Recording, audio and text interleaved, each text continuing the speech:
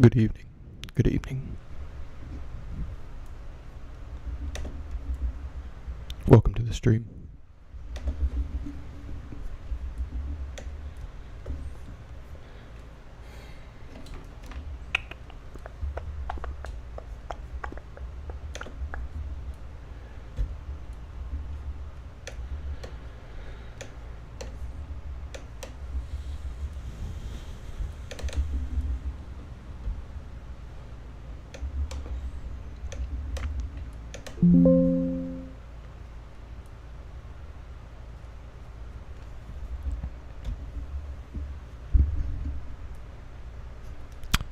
I'm not sure if anyone's here right now.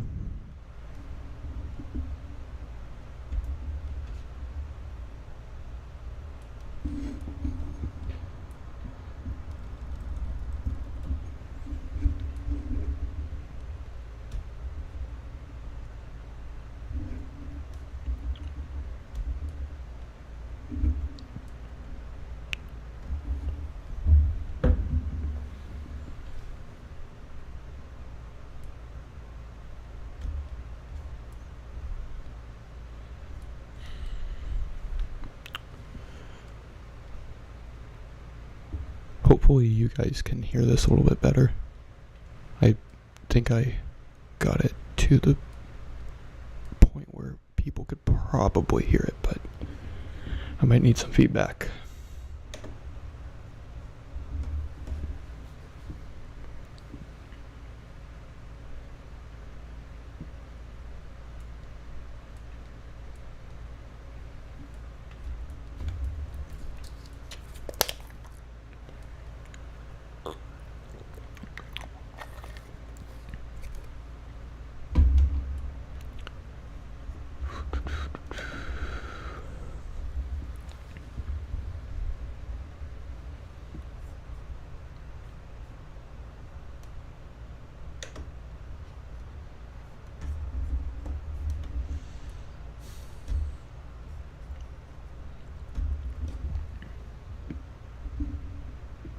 Okay.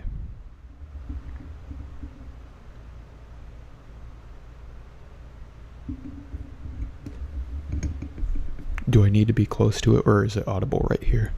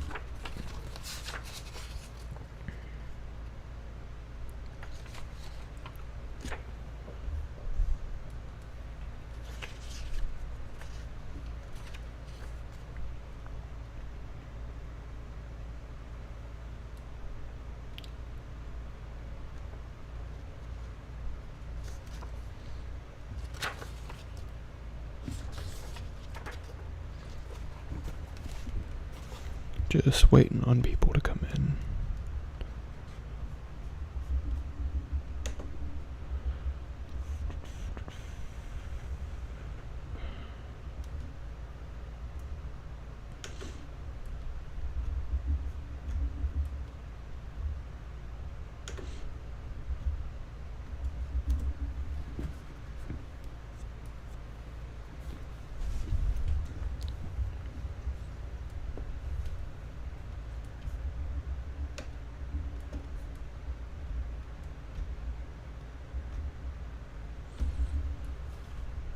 Okay.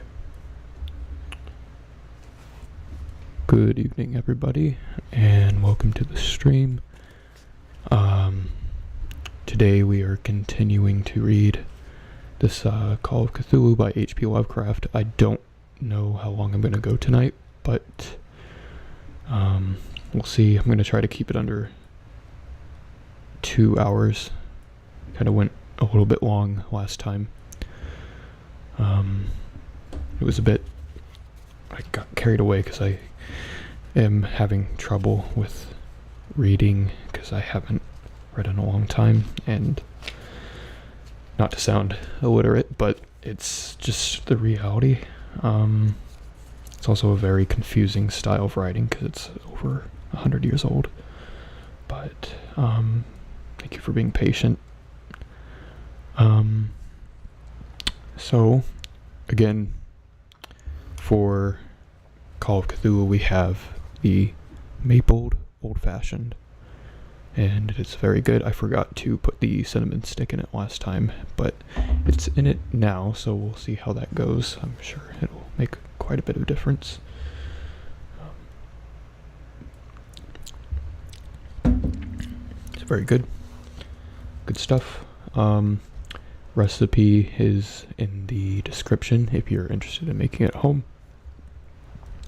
And it will be the same for the next episode because I'm 100% positive I will not be able to finish this today, but that's okay. But we've got 1, 2, 3, 4, 5, 6 more short stories to go, and one of them is the actual Call of Cthulhu story, which is, I'm sure, what people are actually wanting to hear because it's a very good story. Yeah, I think we'll start with this one, and if at any point the volume needs to be adjusted, just let me know. I will be keeping an eye on the chat. Thank you. Okay. Today we are going to start with Herbert West Reanimata. Okay. Chapter 1, From the Dark. Of Herbert West, who was my friend in college and in afterlife, I can only speak with extreme terror. This terror is not only due altogether to the sinister manner of his recent disappearance, but was engendered by the whole nature of his life work, and first gained its acute form more than 17 years ago, when we were in the 3rd year of our course at the Miskatonic University Medical School in Arkham. While he was with me, the wonder and diabolism of his experiments fascinated me utterly, and I was his closest companion. Now that he is gone and the spell is broken, the actual fear is greater. Memories and possibilities like ever more hideous than realities. The first horrible incident of our acquaintance was the greatest shock I ever experienced, and it was only with reluctance that I repeat it. As I have said, it happened when we were in the medical school, where West had already made himself notorious through his wild theories on the nature of death and the possibility of overcoming it artificially. His views, which were widely ridiculed by the faculty and his fellow students, hinged on the essentially mechanistic nature of life, and concerned means for operating the organic machinery of mankind by calculated chemical action after the failure of natural processes. In his experiments with various animating solutions, he had killed and treated immense numbers of rabbits, guinea pigs, cats, dogs, and monkeys, till he had become the prime nuisance of the college. Several times he had actually obtained signs of life in animals supposedly dead, in many cases violent signs. But he soon saw the perfection of this process, if indeed possible, would necessarily involve a lifetime of research. It likewise became clear that, since some solution never worked alike on different organic species, he would require human subjects for further and more specialized progress. It was here that he first came in conflict with the college authorities, and was debarred from future experiments by no less a dignitary than the dean of the medical school himself, the learned and benevolent Dr. Alan Halsey, whose work in behalf of the stricken is recalled by every old resident in Arkham. I I had always been exceptionally tolerant of West's pursuits, and we had frequently discussed his theories, whose ramifications and corollaries were almost infinite. Holding a Haeckel that all life is chemical and physical process, and that the so-called soul is a myth, my friend believed that artificial reanimation of the dead can depend only on the condition of the tissues, and that actual decomposition has set in. A corpse fully equipped with organs may, with suitable measures, be set going again in the peculiar fashion known as life. That the psychic or intellectual life might be impaired by the slight deterioration of sensitive brain cells, which even a short period of death would be apt to cause, was fully realized. It had been his first hope to find a regent which would restore vitality before actual advent of death, and only repeated failures on animals had shown him that the natural and artificial life motions were incompatible. He then sought extreme freshness in his specimens, injecting his solutions into the blood immediately after the extinction of life. It was this circumstance which made the professors so carelessly skeptical, for they felt the true death had not occurred in any case. They did not stop to view the matter closely and reasoningly. It was not long after the faculty had interdicted his work that West confided me that his resolution to get fresh human bodies in some manner, and continued in secret the experiments he could no longer perform openly. To hear him discussing the ways and means were rather ghastly, for the college we had never procured anatomical specimens ourselves. Whenever the morgue proved inadequate, 2 local black men attended to the matter, and they were seldom questioned. West was then a small, slender, spectacled youth with delicate features, yellow hair, pale blue eyes, and soft voice. It was uncanny to hear him dwelling on the relative merits of Christ Church Cemetery and the Potter's Field. We finally decided on the Potter's Field, because practically every body in Christ Church was embalmed, a thing, of course, ruinous to West's researches.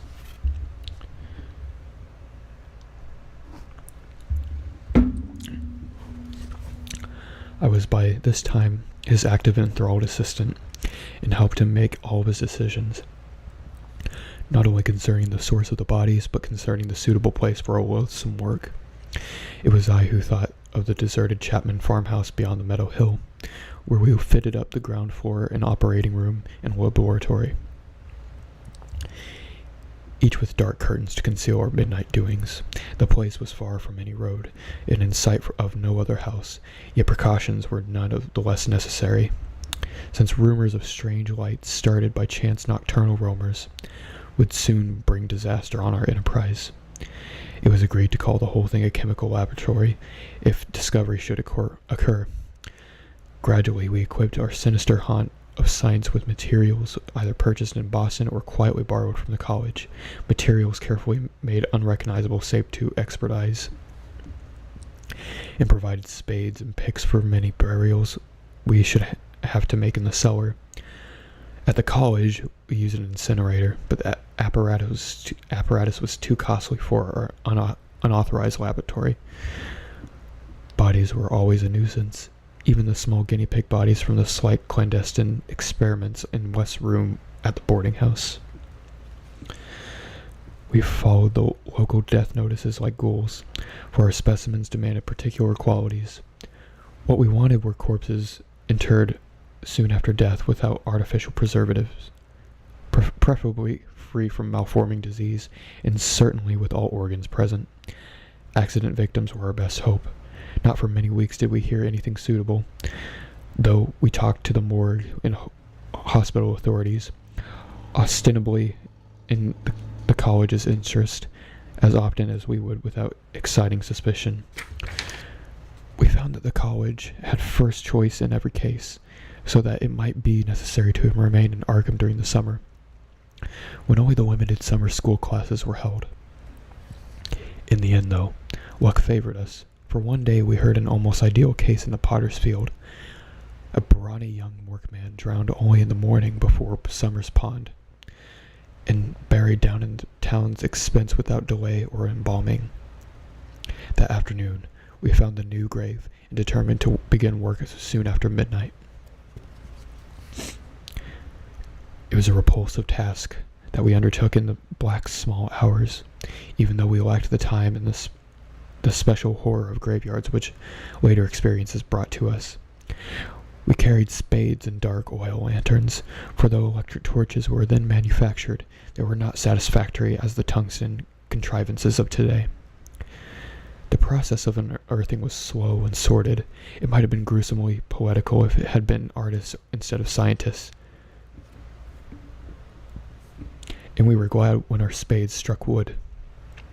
When the pine box was fully uncovered, Wes scrambled down and removed the lid, dragging out and propping up the contents. I reached down and hauled the contents out of the grave, and then toiled hard to restore the spot in its former appearance.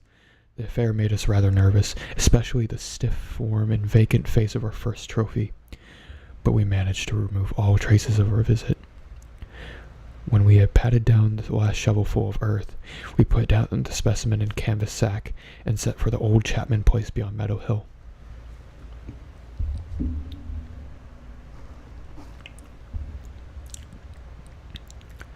On an improvised dissecting table in the old farmhouse, by the light of the powerful acetylene lamp, the specimen was not very spectral looking. It had been very sturdy and apparently unimaginative youth of a wholesome plebeian type.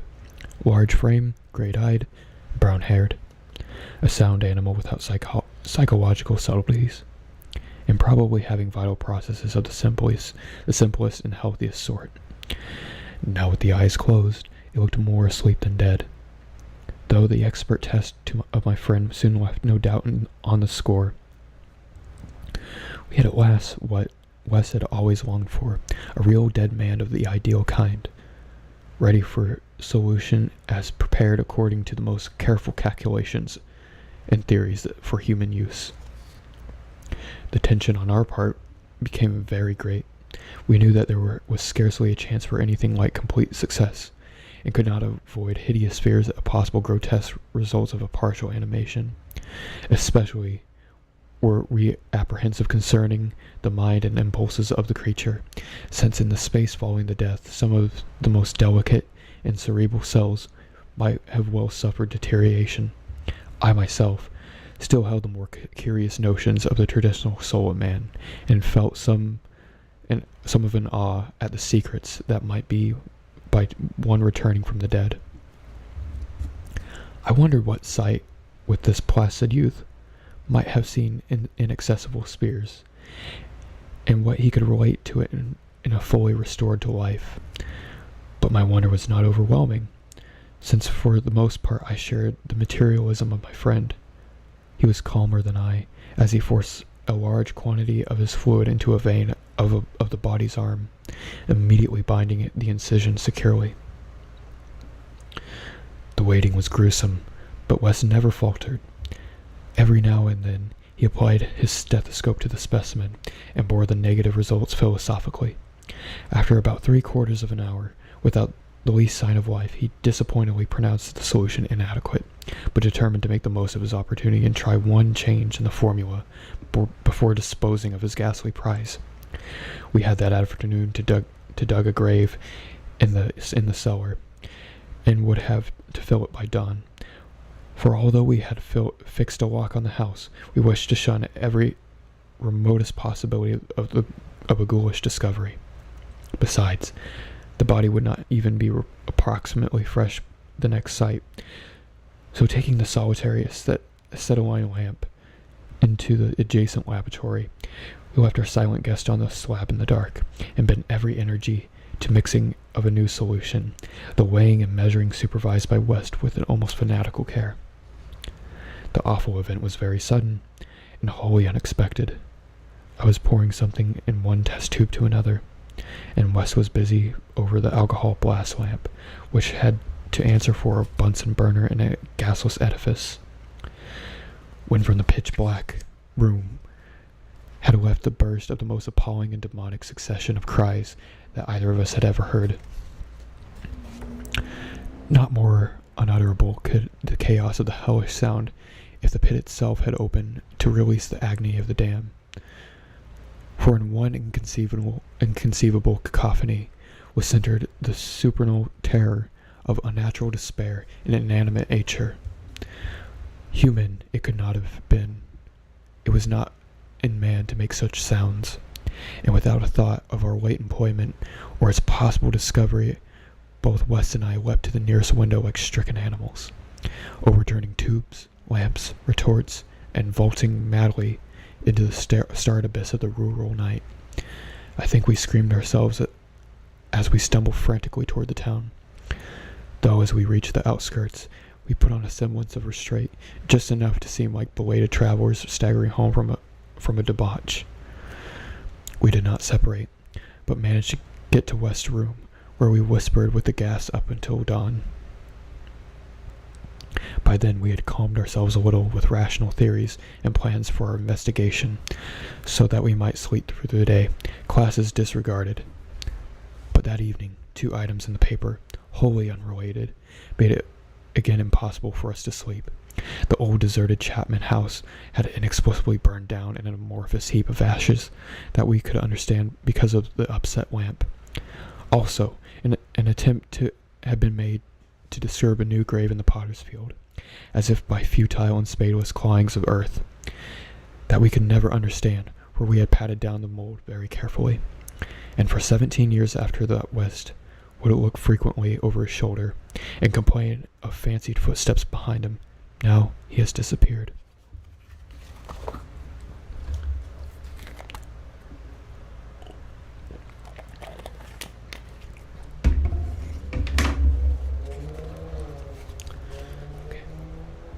Chapter 2.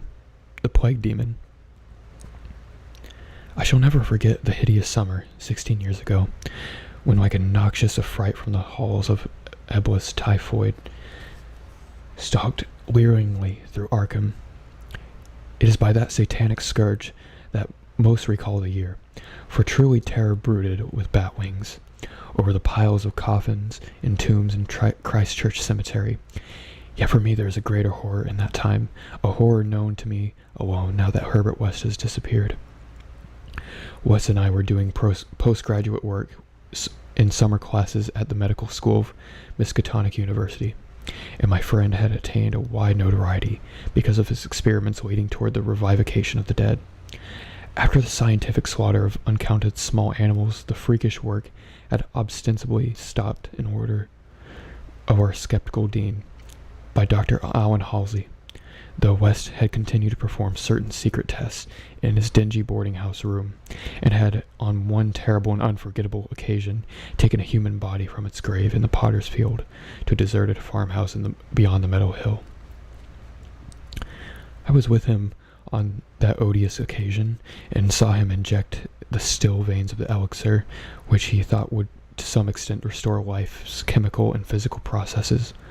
It had ended horribly, in a delirium of fear which we gradually came to attribute to our own overwrought nerves, and Wes had never afterward been able to shake off the maddening situation of being haunted and hunted. The body had not been quite fresh enough. It is obvious to restore normal mental attributes to a body it must be very fresh indeed. A burning of the old house had prevented us from burying anything. It would have been better if we had have known that it was underground. After the experience, Wes had dropped his researches for some time, but as the zeal of the born scientist slowly returned, he again became importunate with the college faculty, pleading for the use of the dissecting room and of fresh human specimens for the work of he so regardedly and as so overwhelmingly important. His pleas, however, were wholly in vain, for the decision of Dr. Halsey was inflexible, and the other professors all endorsed the verdict of their leader. In the radical theory of reanimation, they saw nothing but the immature vagaries of a youthful enthusiast, whose slight form, yellow hair, and spectacled blue eyes and soft voice gave no hint of the supernormal, almost diabolical power of the cold brain. I can see him now as he was then, and I shiver. He grew sterner of face, but never elderly, and now Sefton Asylum has had the mishap, and West has vanished. West clashed disagreeably with Dr. Halsey near the end of our last undergraduate term in a wordy dispute that did less credit to him than a kindly dean in the point of courtesy. He felt that he needlessly and irrationally retarded in a supremely great work, a work that he could, of course, conduct to suit himself in later years, but he wished to begin while he possessed of the exceptional facilities of the university. That the tradition-bound elders should ignore his singular results on animals and persist in their denial of the possibility of reanimation was inexpressibly disgusting and almost incomprehensible to a youth of West's logical temperament. Only greater maturity could help him understand the chronic mental limitations of the professor-doctor type, the product of generations of pathetic puritanism, kindly, conscientious, and sometimes gentle and amiable, yet always narrow, intolerant, custom-ridden, and lacking in perspective. Age has more charity for the incomplete yet high-souled characters, whose worst real vice was timidity, and who are ultimately punished by general ridicule for their intellectual sins like Ptolemism, Calvinism, anti-Darwinism, and anti-Nietzscheism, and every sort of sabbatarianism and sumptuary legislation. West, young despite his marvelous scientific acquirements, had scant patience for the good Dr. Halsey and his erudite colleagues, and nursed an increasing resentment, coupled with a desire to prove his theories to those obtuse worthies in some striking and dramatic fashion. Like most youths,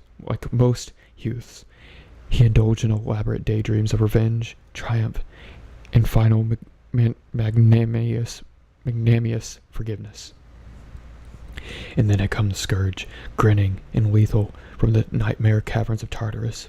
Wes and I had graduated about the time of its beginning, but had remained for additional work at the summer school, so that we were in Arkham when it broke with full demonic fury upon the town. Though not as yet licensed physicians, we now had our degrees, and we had pressed frantically into public service as the numbers of the stricken grew.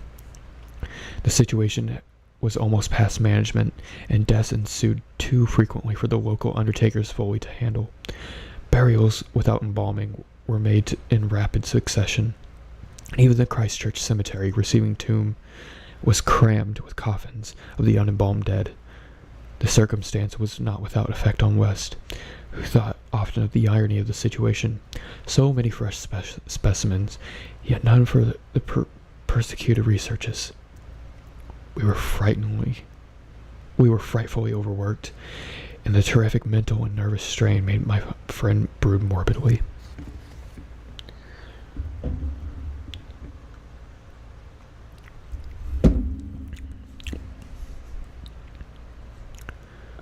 But West's gentle enemies were no less harassed with the prostrating duties. College had once all but closed, and every doctor of the medical faculty was helping to fight the typhoid plague. Dr. Halsey in particular had distinguished himself in sacrificing service, applying his extreme skill with a wholehearted energy to cases which many others shunned because of danger apparent hopefulness. Before a month was over, the fearless Dean had become a popular hero, though he seemed unconscious of his fame as he struggled to keep from collapsing with physical fatigue and nervous exhaustion.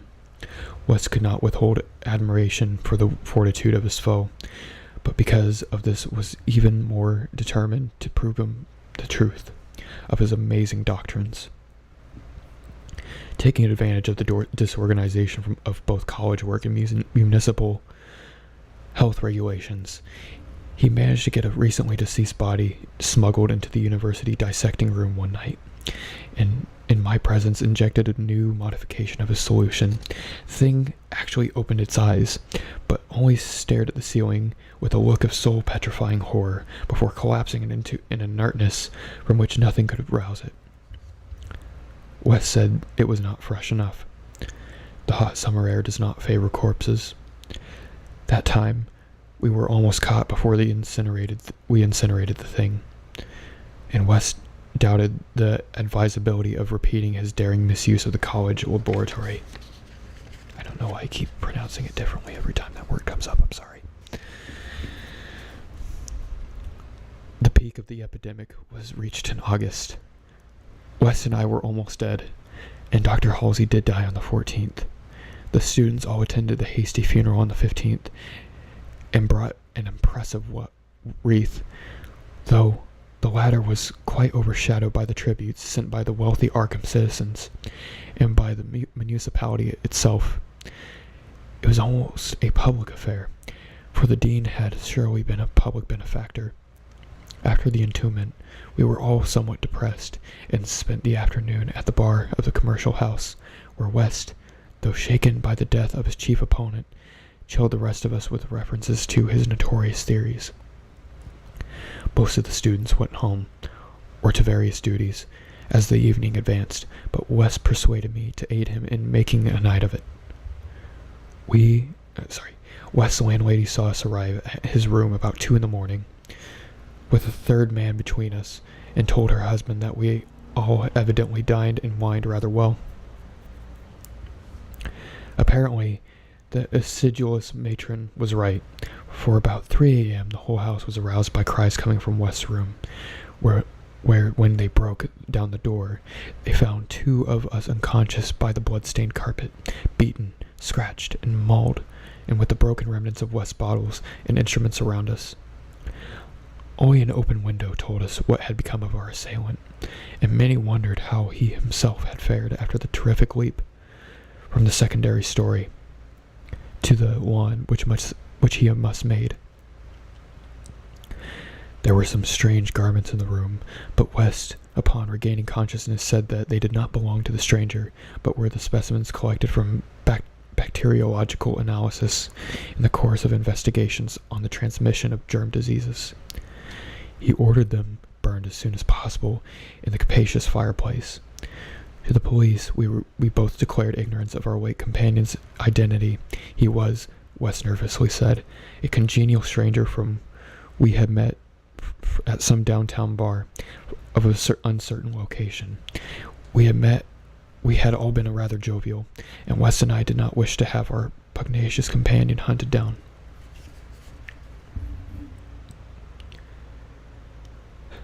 Thanks, Max.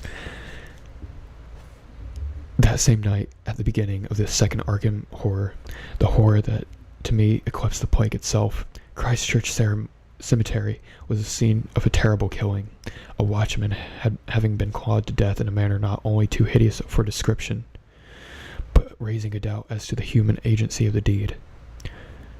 The victim had been alive considerably after midnight. The dawn revealed the unmutterable thing. The manager of a circus at the neighboring town of Bolton was questioned, but he swore that no beast had ever had any time escaped from his cage. Those who found the body noted the trail of blood leading from the receiving tube, where a small pool of red lay on the concrete just outside the gate. A fainter trail led away toward the woods, but it soon gave out. The next night, devils danced on the roof of Arkham, and unnatural madness howled in the wind. Though the fevered town had crept a curse, which some had said was greater than the plague, and which some whispered as the embodied demon soul of the plague itself, 8 houses were entered by a nameless thing, which strewn red death in its wake. In all, 17 maimed and shapeless remnants of bodies were left behind by the voiceless, sadistic monster that crept abroad. A few persons had half seen it in the dark, and said it was a white and malformed ape or anthropomorphic fiend. It had not left behind quite all that it had attacked, for sometimes it had been hungry. The number it had killed was 14. 3 of the bodies had been in stricken homes and had not been alive. On the 3rd night, frantic bands of searchers, led by the police, captured it in a house on Crane Street, near the Miskatonic campus. They had organized the quest with care, keeping in touch with them by means of volunteer telephone stations, and when someone in the college district had reported hearing a scratching on a shuttered window. The net had quickly spread. On account of the general alarm and precautions, there were only 2 more victims, and the capture was effected without major casualties. The thing was finally stopped by a bullet, though not a fatal one, and it was rushed to the local hospital amidst universal excitement and loathing. For it had been a man, this much was clear, despite the nauseous eyes, the voiceless simianism, and the demonic savagery. They dressed its wound and carted it to the asylum at Sefton, where it beat its head against the walls of a padded cell for 16 years, until the recent mishap, when it escaped under circumstances that few like to mention. What had most disgusted the searchers of Arkham was the thing they noticed when the monster's face was cleaned, the mocking, unbelievable resemblance to a learned and self-sacrificing martyr who had been entombed 3 days before.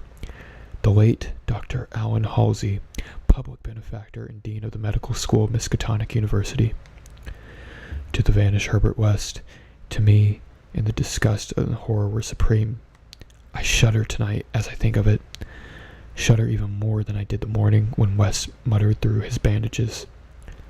Damn it. It wasn't quite fresh enough.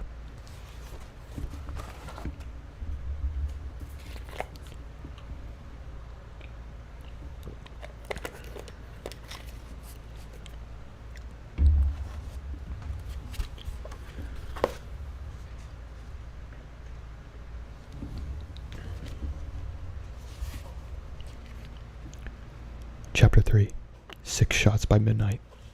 It is uncommon to fire all 6 shots of a revolver with great suddenness when one would probably be sufficient, but many things in life of Herbert West were uncommon.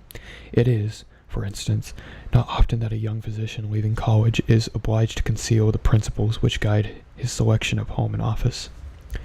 Yet that was the case with Herbert West. When he and I obtained our degrees at the medical school of Miskatonic University and sought to relieve our poverty by setting up as general practitioners, we took great care not only to say that we chose our house because it was fairly well isolated, but as near as possible to the potter's field. Reticence such as this is seldom without a cause, nor indeed was ours. For our requirements were those resulting from a life work were distinctly unpopular. Outwardly, we were doctors only, but beneath the surface were aims of far greater than more terrible moments. For the essence of Herbert West's existence was a quest amid black and forbidden realms of the unknown, in which he had hoped to uncover the secret of life and restore the perpetual animation of the graveyard's cold clay. Such a quest demands strange materials, among them fresh human bodies, and in order to keep supplied with these indispensable things, one must live quietly and not far from a place of informal interment. West and I had met in college, and I had been the only one to sympathize with his hideous experiments. Gradually, I had come to be his inseparable assistant, and now that we were out of college, we had to keep together. It was not easy to find a good opening for 2 doctors in company, but finally, the influence of our university secured us a practice in Bolton, a factory town near Arkham, the seat of the college. The Bolton Worsted Mills are the largest in the Miskatonic Valley, and their polyglot employees are never popular as patients with the local physicians. We chose our house with the greatest care, seizing at last on a rather run-down cottage near the end of Pond Street, 5 numbers from the closest neighbor, and separated from the local potter's field by only a stretch of meadowland, bisected by a narrow neck of rather dense forest which lies to the north. The distance was far greater than we wished, but we could get no nearer to the house without going on the other side of the field, wholly out of the factory district. We were not much displeased, however, since there were no people between us and our sinister source of supplies. The walk was a trifle long, but we could haul our silent specimens undisturbed. Our practice was surprisingly large from the very first, large enough to please most young doctors, and large enough to prove a bore and burden to students whose real interests lay elsewhere.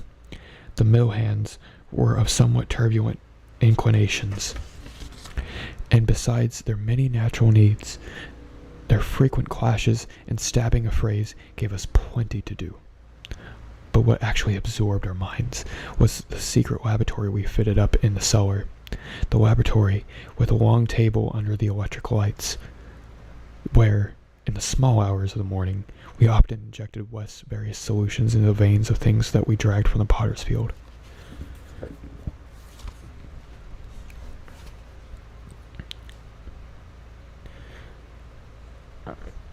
Sorry, I lost my place. Wes was experimenting madly to find out something that would start a man's vital motions anew after they had stopped working by the thing we call death, but had encountered more ghastly obstacles. The solution had to be differently compounded for different types. What would serve for guinea pigs would not serve for human beings, and different human specimens required large modifications. The bodies had to be exceedingly fresh, or the slight decomposition of the brain tissue would render perfect reanimation impossible. Indeed, the greatest problem was to get them fresh enough. Wes had horrible experiences during the secret college researches with corpses of doubtful vintage. The results of partial or imperfect animation were much more hideous than they were for the total failures, and we both had held fearsome recollections of such things.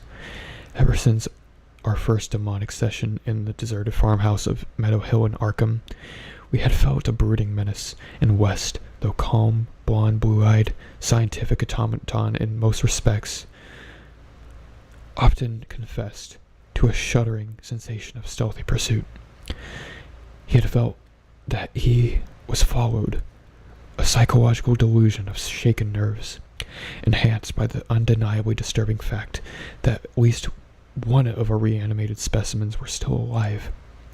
A frightful, carnivorous thing in a padded cell at Sefton.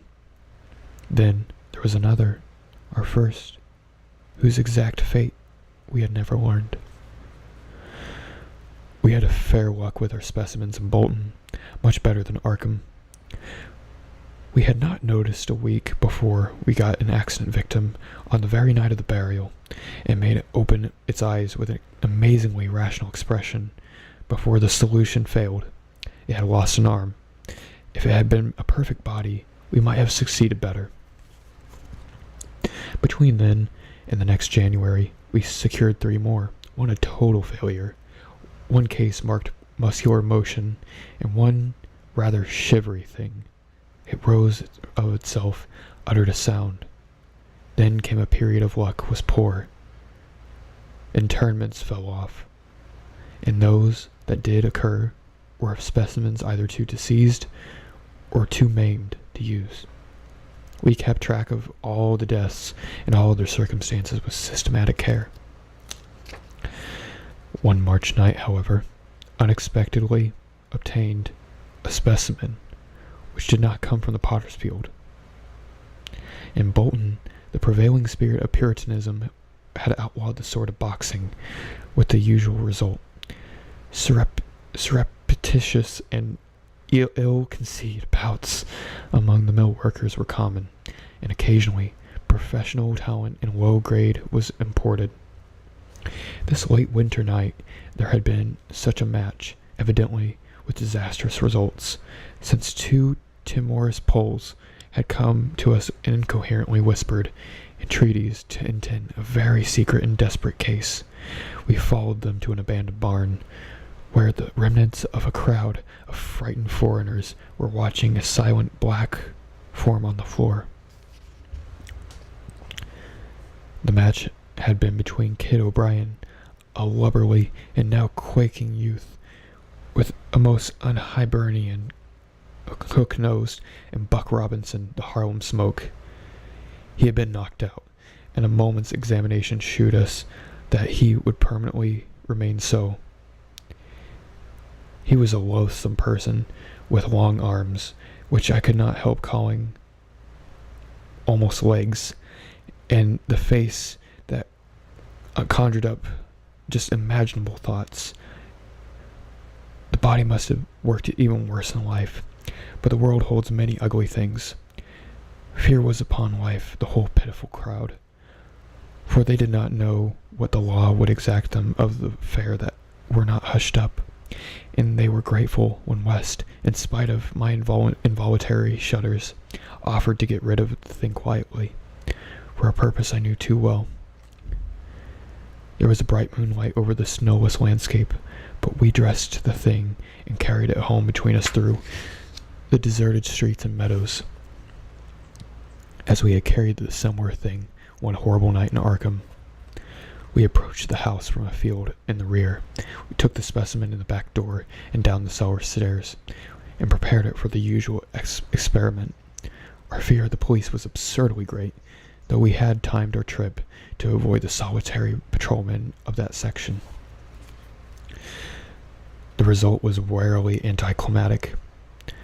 Ghastly as our prize appeared, it was wholly unresponsive to every solution we injected into its arm, solutions prepared for experience with other specimens.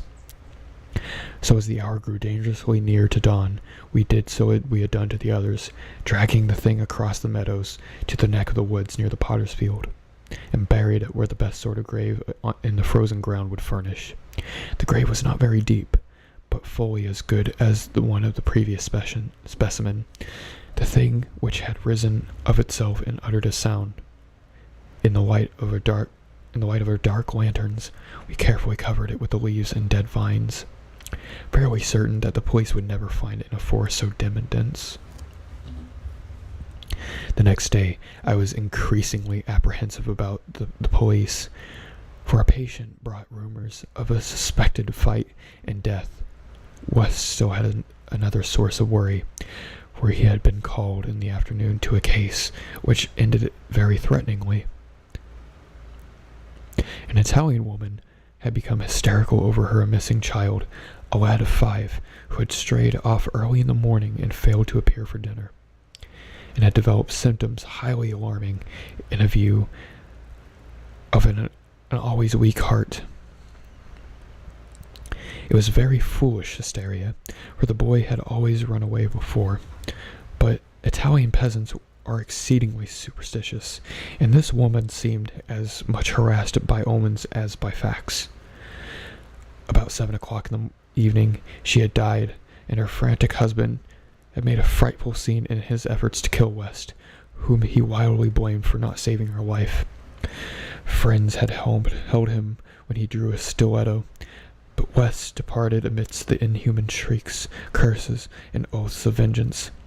In his latest affliction, the fellow seemed to have forgotten his child, who was still missing as the night advanced.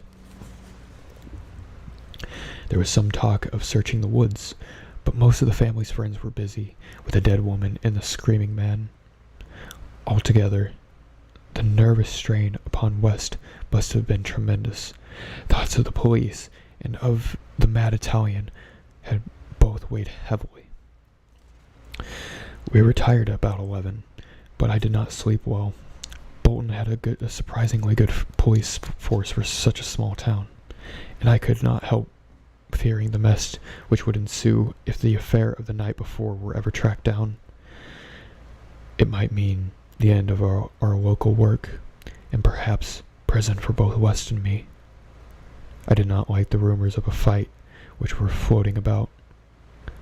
After the clock had struck 3 and the moon shone in my eyes, but I turned over without rising to pull down the shade. Then came the steadily rattling of the back door. I lay still and somewhat dazed, but before long I heard West rap on my door. He was clad in a dressing gown and slippers, and had his hands on a revolver and an electric flashlight. From the revolver, I knew that he was thinking more of the crazed Italian than the police. "We'd better both go," he whispered. It wouldn't do not to answer it anyway. And it may be a patient. It would be like the one of those fools to try to open the back door. So we both went down the stairs on tiptoe, with a fear partly justified and partly that of which only comes from the soul weird small hours. The rattling continued, growing somewhat louder. When we reached the door, I cautiously unbolted it and threw it open, and as the moon streamed revealingly down on the form silhouetted there, West did a peculiar thing.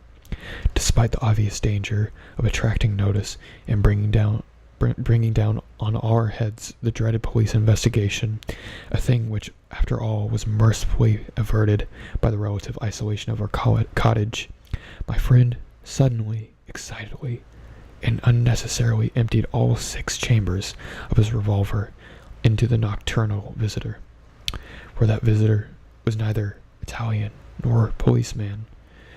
Looming hideously against the spectral moon was a gigantic, misshapen thing, not to be imagined save in nightmares.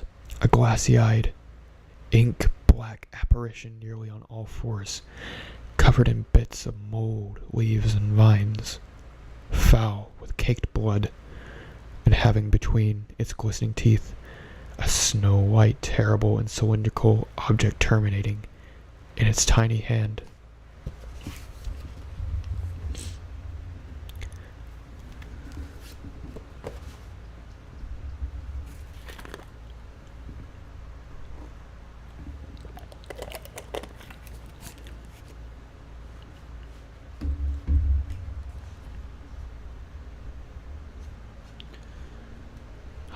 Just one moment.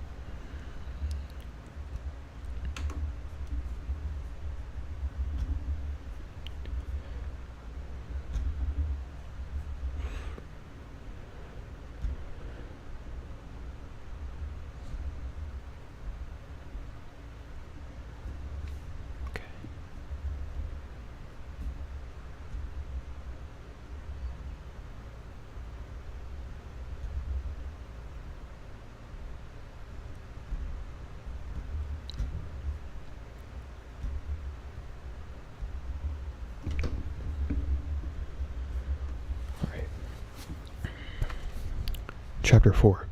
The Scream of the Dead. The scream of a dead man gave to me that quite acute and added horror of Dr. Herbert West, which harassed the latter years of our companionship. It was natural that such a thing as a dead man's scream should give horror, for it obviously not a pleasing or ordinary occurrence, but I was used to similar experiences, hence suffered on this occasion only because of a particular circumstance, and, as I have implied, it was not of the dead man himself that I had become afraid.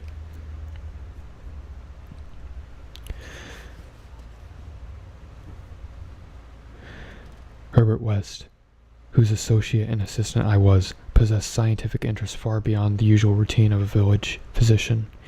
That is why, when establishing his presence in Bolton, he had chosen an isolated house near the potter's field.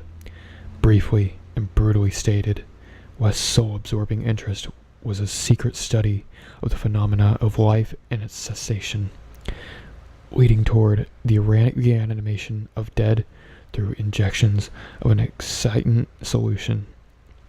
For this ghastly experimenting, it was necessary to have a constant supply of fresh human bodies, very fresh because even the latest decay hopelessly damaged the brain structure, and human because we found that the solution had to be compounded differently for different types of organisms.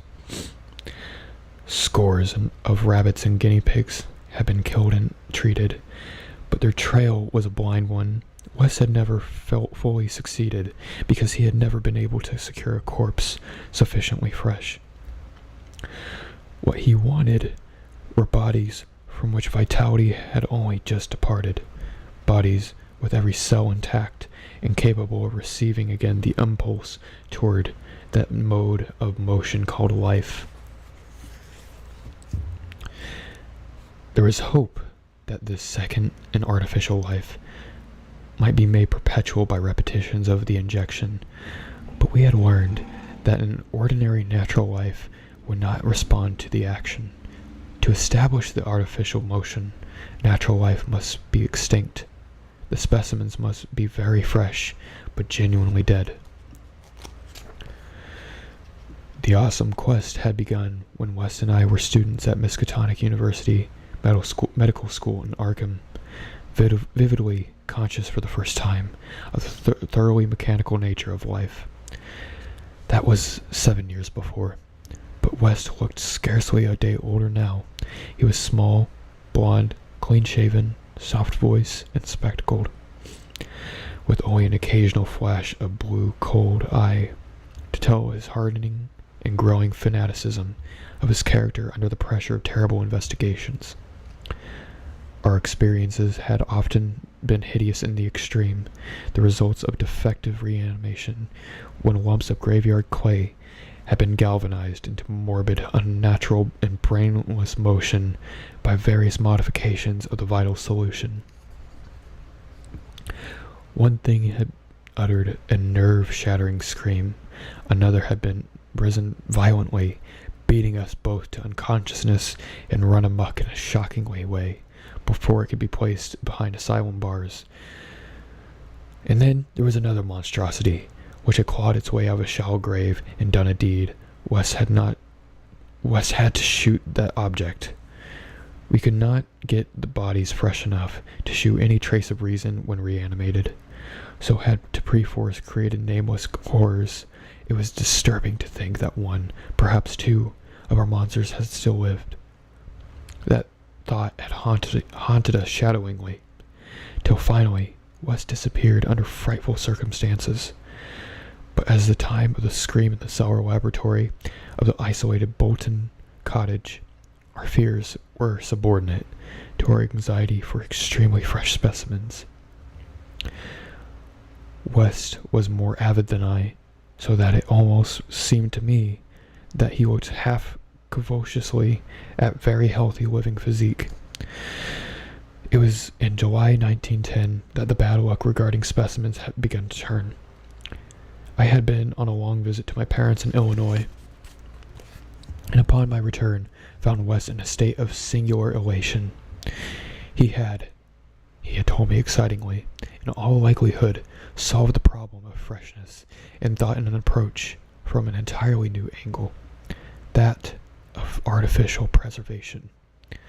I had known that he was working on a new and highly unusual embalming compound, and was not surprised that it turned out well. But until he explained the details, I was rather puzzled as to how such a compound could help us in our work.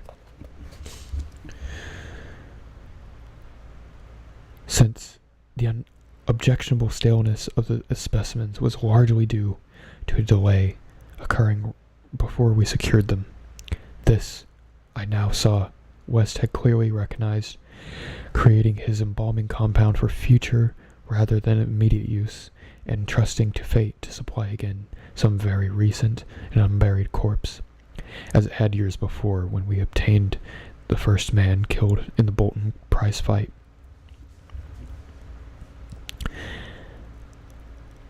At last fate has been kind, so that on this occasion there lay a secret cellar laboratory, a corpse whose decay could not by any possibility have begun. What would happen on reanimation, and whether we could hope for a revival of mind and reason, West did not venture to predict. This experiment would be a landmark in our studies, and he had saved the body for my return, so that we both might share the spectacle in an accustomed fashion. West told me how he had tamed the specimen. It had been a vigorous man, a well-dressed stranger just off the train, on his way to transact some business in Bolton Morstead Mills. The The walk through the town must have been long, and by the time the traveler paused at a cottage to ask the way to the factories, his heart had become greatly overtaxed. He had refused a stimulant and had suddenly dropped dead only a moment later. The body, as might be expected, seemed to West a heaven-sent gift. In this brief conversation, the stranger had made it clear that he was unknown to Bolton, and a search of his pockets subsequently revealed him to be one Robert Levitt of St. Louis, apparently without a family, to make instant inquiries about his disappearance. If this man could not be restored to life, no one would know of our experiment. We buried our materials in a dense strip of woods between the house and the potter's field. If, on the other hand, he could be restored, our fame would be brilliantly and perpetually established. So without delay, West had injected the body's wrist with a compound which would hold it fresh for use after my arrival. The matter of a presumably weak heart, which to my mind imperiled the success of our experiment, did not appear to trouble West extensively. He hoped at last to obtain what he had never attained before, a rekindled spark of reason, and perhaps a normal living creature. So, on the night of July 18th, 1910, Herbert West and I stood in the cellar laboratory and gazed at a white, silent figure beneath the dazzling arc light. The embalming compound had worked uncannily well, and I stared fascinatedly at the sturdy frame which had lain 2 weeks without stiffening. I was moved to seek West's assurance that the thing was really dead. This assurance he gave readily enough, reminding me that reanimating solution was never used without careful test as to life, since it could have no effect on the original vitality were present. As West proceeded to take preliminary steps, I was impressed by the vast intricacy of the new experiment. Intricacy so vast that he could trust no hand less delicate than his own. Forbidding me to touch the body, he first injected a drug in the wrist just beside the place his needle had punctured when injecting the embalming compound. This, he said, was to neutralize the compound and release the system into normal relaxation so that the reanimating solution might freely work when injected. Slightly later, when a change and a gentle tremor seemed to affect the dead limbs, West stuffed a pillow-like object violently over the twitching face, not withdrawing it until the corpse appeared quiet and ready for our attempt at reanimation. The pale enthusiast now applied some last perfunctory tests for absolute lifelessness, withdrew satisfied, and finally injected the left arm an accurately measured amount of the vital elixir, prepared during the afternoon with a greater care than we had used since college days, when our feet were new at groping. I cannot express the wild, breathless suspense which we waited for results on this first really fresh specimen, the first we could reasonably expect to open its lips when in rational speech, perhaps to tell what it had been seen beyond the unfathomable abyss. West was a materialist, believing that no soul, and attributing all the working of consciousness to the bodily phenomena. Consequently, he looked for no revelation of hideous secrets from gulfs and caverns beyond the death's barrier. I did not wholly disagree with him theoretically, yet held vague, instinctive remnants of the primitive faith of my forefathers, so that I could not help but eyeing the corpse with a certain amount of awe and terrible expectation. Besides, I could not extract from my memory that hideous, inhuman shriek that we heard on the night and tried our first experiment in the deserted farmhouse of Arkham. Very little time had elapsed before I saw the attempt was not to be a total failure. A touch of color came to the cheeks hitherto chalk white, and spread out underneath the curiously ample stubble and sandy beard. West, who had his hand on the pulse of the left wrist, suddenly nodded significantly, and almost simultaneously a mist appeared on the mirror inclined above the body's mouth. There followed a few spasmodic muscular motions, and then, at the audible breathing, invisible motions of the chest. I looked at the closed eyelids and thought I detected quivering. Then, the eyelids opened, shewing eyes, which were gray, calm, and alive, but still unintelligent and not even curious. In a moment of fantastic whim, I whispered questions to the reddening ears, questions of other worlds of which the memory might still be present. Subsequent terror drove them from my mind, but I think the last one, which I repeated, was, "Where have you been?" I do not yet know whether I was answered or not, for no sound came from the well-shaped mouth, but I do know that at the moment I firmly thought the thin lips moved silently, forming syllables I would have vocalized as "only now," if the phrase had ever possessed any sense of relevancy. At that moment, I say, I was elated with the conviction that one great goal had been attained, and that, for a time, a reanimated corpse had uttered distinct words impelled by actual reason. In the next moment, there was no doubt about the triumph, no doubt that the solution had truly accomplished, at least temporarily, its full mission of restoring rational and articulate life to the dead.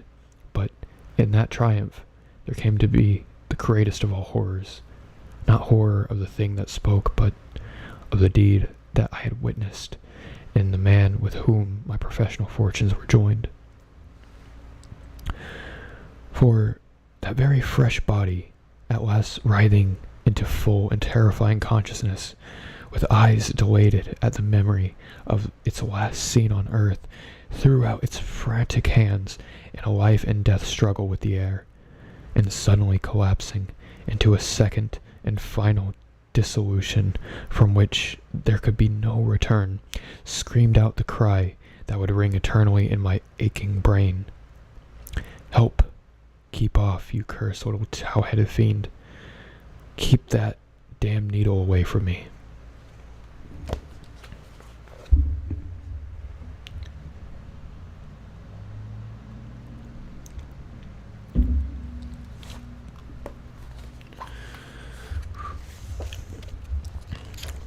Chapter 5.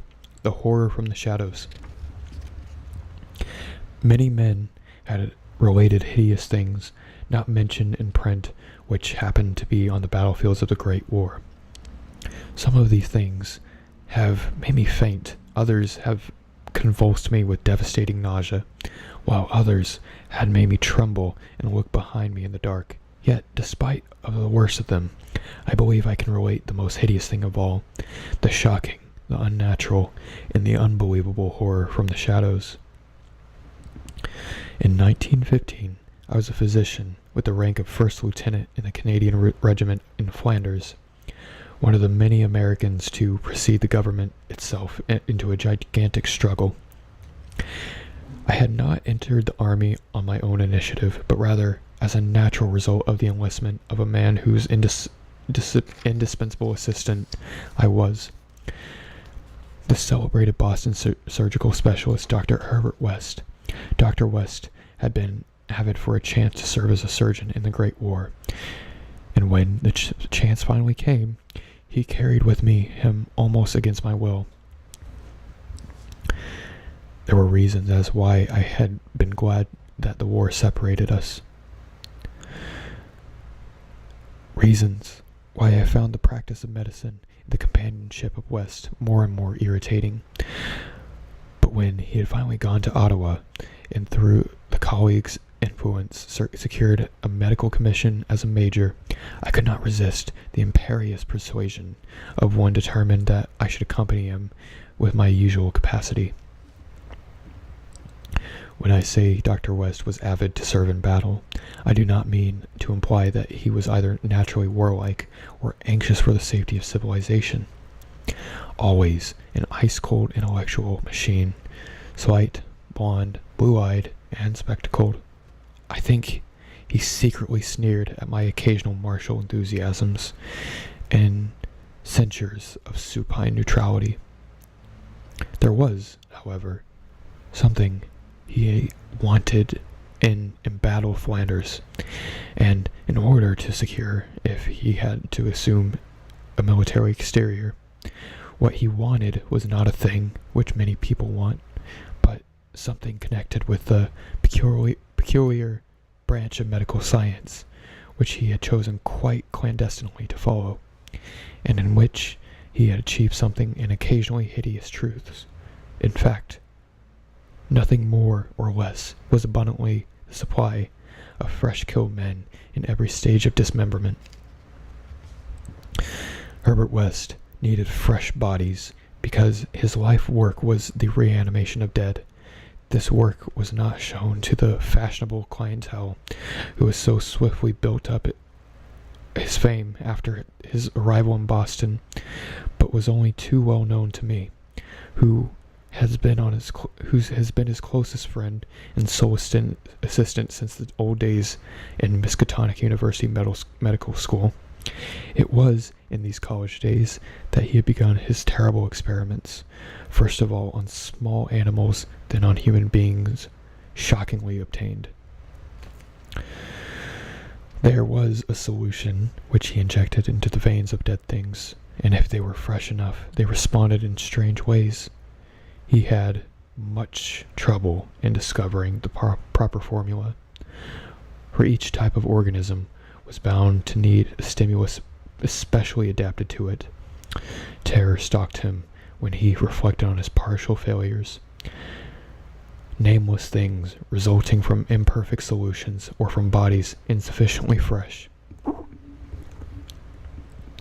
A certain number of these failures had remained alive. One was in an asylum where others had vanished. And as though he had conceivably, yet virtually impossible in eventualities, he often shivered beneath his usual solidity. West had soon learned that absolute freshness was the prime requisite for useful specimens, and had accordingly resorted to frightful and unnatural expeditions in body snatching. In college, and during our early practice together in the factory town, Bolton, my attitude towards him had been largely one of fascinated admiration. But as his boldness and methods grew, I began to develop a gnawing fear. I did not like the way he looked at healthy living bodies, and then there became a nightmarish sensation in the cellar laboratory when I learned a certain specimen had been a living body when he secured it. That was the first time he had ever been able to revive the quality of a rational thought in a corpse, and his success, obtained at such a loathsome cost, had completely hearted him. One of his methods in the intervening 5 years I dare not speak. It was held to him by sheer force of fear, and witnessed sights that no human tongue could repeat. Gradually, I came to find Herbert West himself more horrible than anything he did. That was when it dawned upon me that his normal scientific zeal for prolonging life had subtly degenerated into a more morbid and ghoulish curiosity and a secret sense of charnel picturesqueness. His interests became a hellish and perverse addiction to the repellently and fiendish abnormal. He gloated calmly in artificial monstrosities, which he could make most healthy men drop dead from fright and disgust. He became, behind the pallid intellectuality of fastidious Baudelaire, of physical experiment, a languid a logibus of the tombs. Dangers he met unflinchingly. Crimes he committed unmoved. I think the climax came when he had proved his point that rational life can be restored, and he sought new worlds to conquer by experimenting on the reanimation of detached parts of bodies. He had wild and original ideas on the independent vital properties of organic cells and nerve tissue separated from natural psychological systems, and achieved some hideous preliminary results in the form of never-dying, artificially nourished tissue obtained from nearly hatched eggs of an indescribable tropical reptile. 2 biological points he was exceedingly anxious to settle. First, whether any amount of consciousness and rational action can be possible without the brain, proceeding from the spinal cord and various nerve centers, and second, whether any kind of ethereal, intangible relation, distinct from the material cells, may exist to link surgically separated parts of what has previously been a single living organism. All of this research work required a prodigious supply of freshly slaughtered human flesh, and that was why Herbert West had entered the Great War. The phenomenal and phantasmal and unmentionable thing that occurred one midnight late of March 1915 in a field hospital behind the lines of St. Eloi. I wonder, even now, if it could have been another demonic dream or delirium.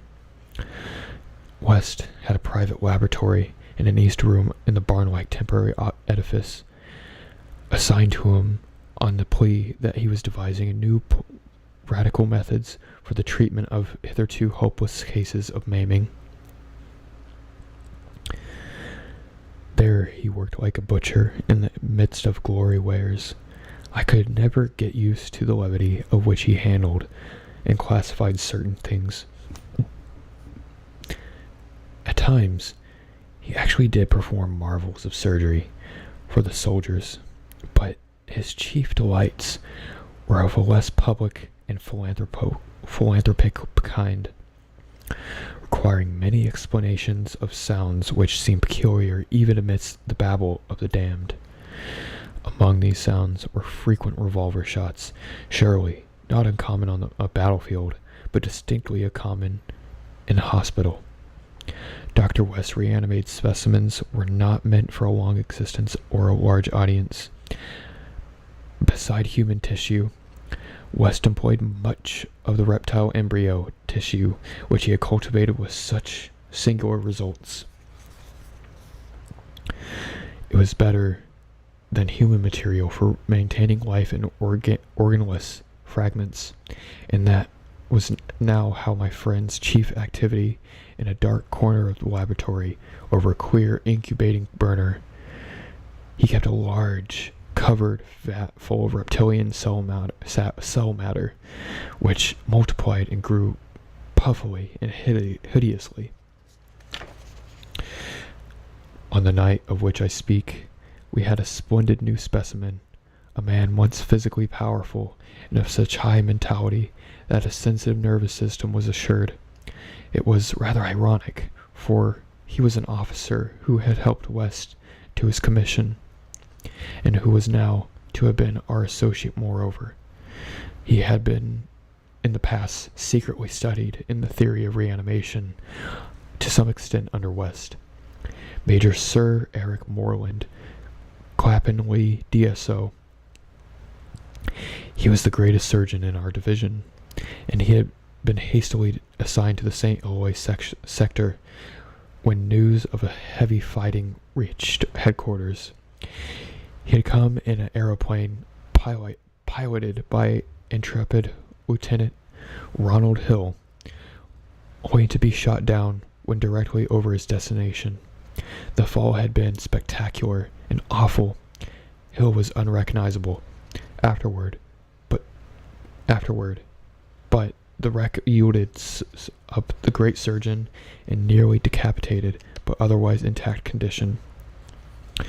West had greedily seized the lifeless thing which had once been his friend and fellow scholar, and I shuddered when he finished severing the head, placed it in the hellish vat of pulpy reptile tissue to preserve it for future experiments, and proceeded to treat the decapitated body on the operating table. He injected new blood, joined certain veins, arteries, and nerves to the headless neck. He closed the ghastly aperture with engrafted skin from an unidentified specimen which had borne an officer's uniform. I knew what he wanted: to see if this highly organized body could exhibit, without its head, any signs of mental life which had distinguished Sir Eric Moreland Clapham Lee.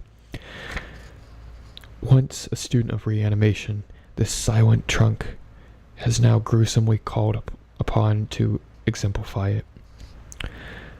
I can see Herbert West under the sinister electric light as he injected his reanimating solution to the arm of the headless body. The scene I cannot describe. I should faint if I tried. For there is a madness in a room full of classified charnel things, with blood and lesser human debris almost ankle deep on the slimy floor, and with hideous reptilian abnormalities sprouting, bubbling, and baking over a winking bluish-green specter of a dim flame in the far corner of the black shadows.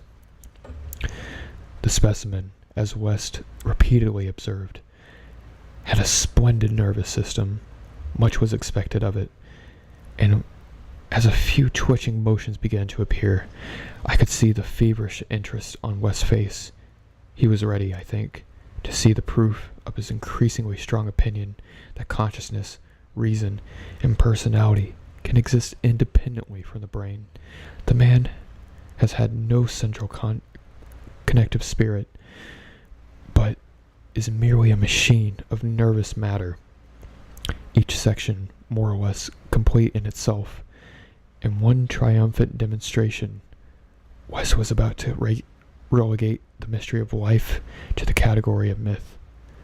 The body now twitched more vigorously, and beneath our avid eyes commenced to heave in a frightful way.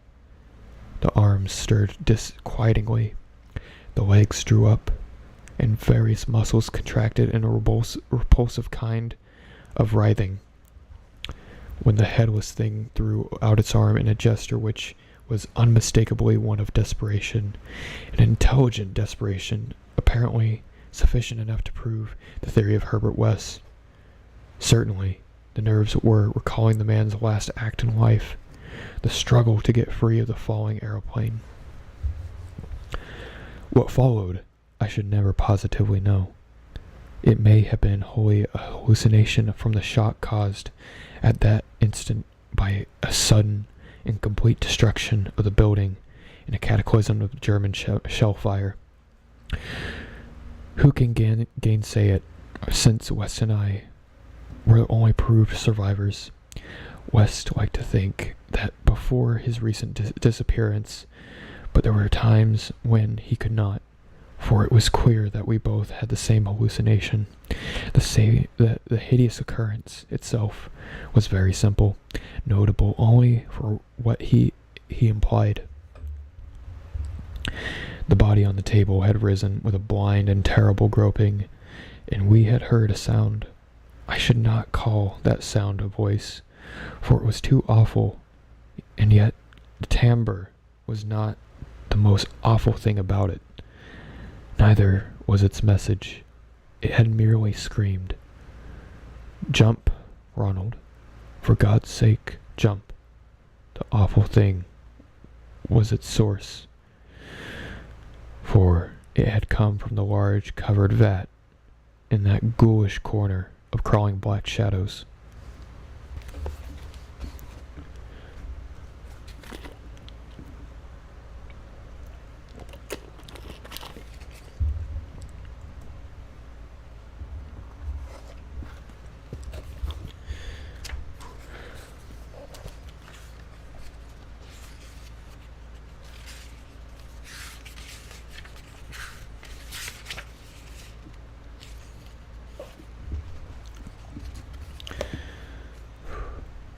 Chapter 6, The Tomb Legions.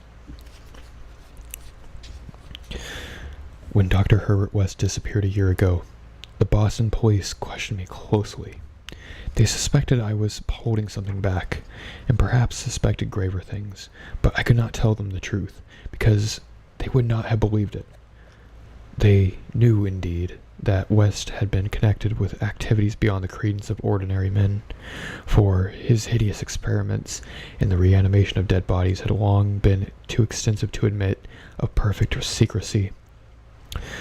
But the final soul-shattering catastrophe held elements of demonic fantasy, which make me even doubt the reality of what I saw. I was West's closest friend and only confidential assistant. We had met years before in medical school, and from the first I had shared his terrible researches. He had slowly tried to perfect a solution which, injected into the veins of the newly deceased, would restore life, a labor demanding an abundance of fresh corpses and therefore involving the most unnatural actions. Still more shocking were the products of some of the experiments, grisly masses of flesh that had been dead, but that West waked to a blind, brainless, nauseous animation. These were the usual results, for in order to reawaken the mind, it was necessary to have the specimens absolutely fresh, that no decay could possibly affect its delicate brain cells. This need for very fresh corpses had been West's moral undoing. They were hard to get, and one awful day he had secured his specimen while it was alive and vigorous. A struggle, a needle, a powerful alkaloid had transformed it into a very fresh corpse. And the experiment had succeeded for a very brief and memorable moment. But West had emerged with a soul calloused and seared, and a hardened eye which glanced with a kind of hideous, incalculating appraisal at men of especially sensitive brain and especially vigorous physique. Toward the last, I began to become acutely afraid of West, for he began to look at me in a way that he began to look at the corpses. People did not seem to notice his glances, but they noticed my fear, and after his disappearance, used that as the basis for some absurd suspicions. West, in reality, was more afraid than I, for his abominable pursuits entailed a life furtiveness of dread and of every shadow.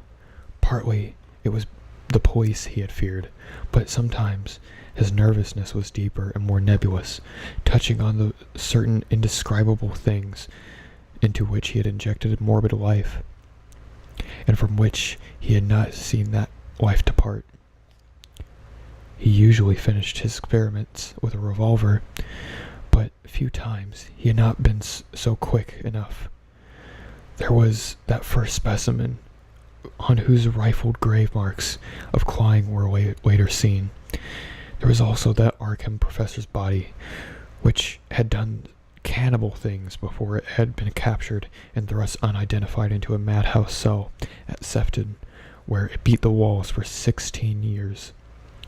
Most of which other possibly surviving results were things less easy to speak of, for 5 years later, West's scientific zeal had degenerated to an unhealthy and fantastic mania, and he had spent his chief skill in vitalizing not only entire human bodies, but isolated parts of bodies, or parts joined to organic matter other than human.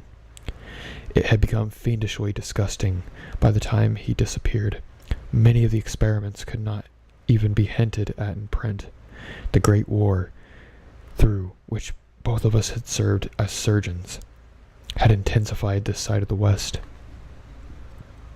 In saying that West's fear of his specimens was nebulous, I have in mind particularly its complex nature. Part Part of it came from merely knowing of the existence of such nameless monsters, while another part arose from apprehension of the bodily harm they might under certain circumstances do to him. Their disappearance added horror to the situation. Of them, all Wes knew was the whereabouts of only one, the pitiful asylum thing. Then there was the more subtle fear, a very fantastic sensation resulting from a curious experiment in the Canadian Army in 1915.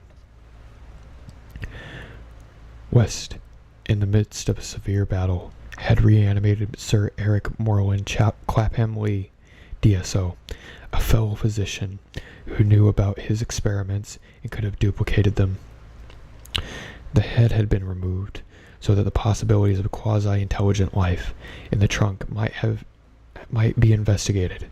Just as the building had wiped out by a German shell, there had been a success.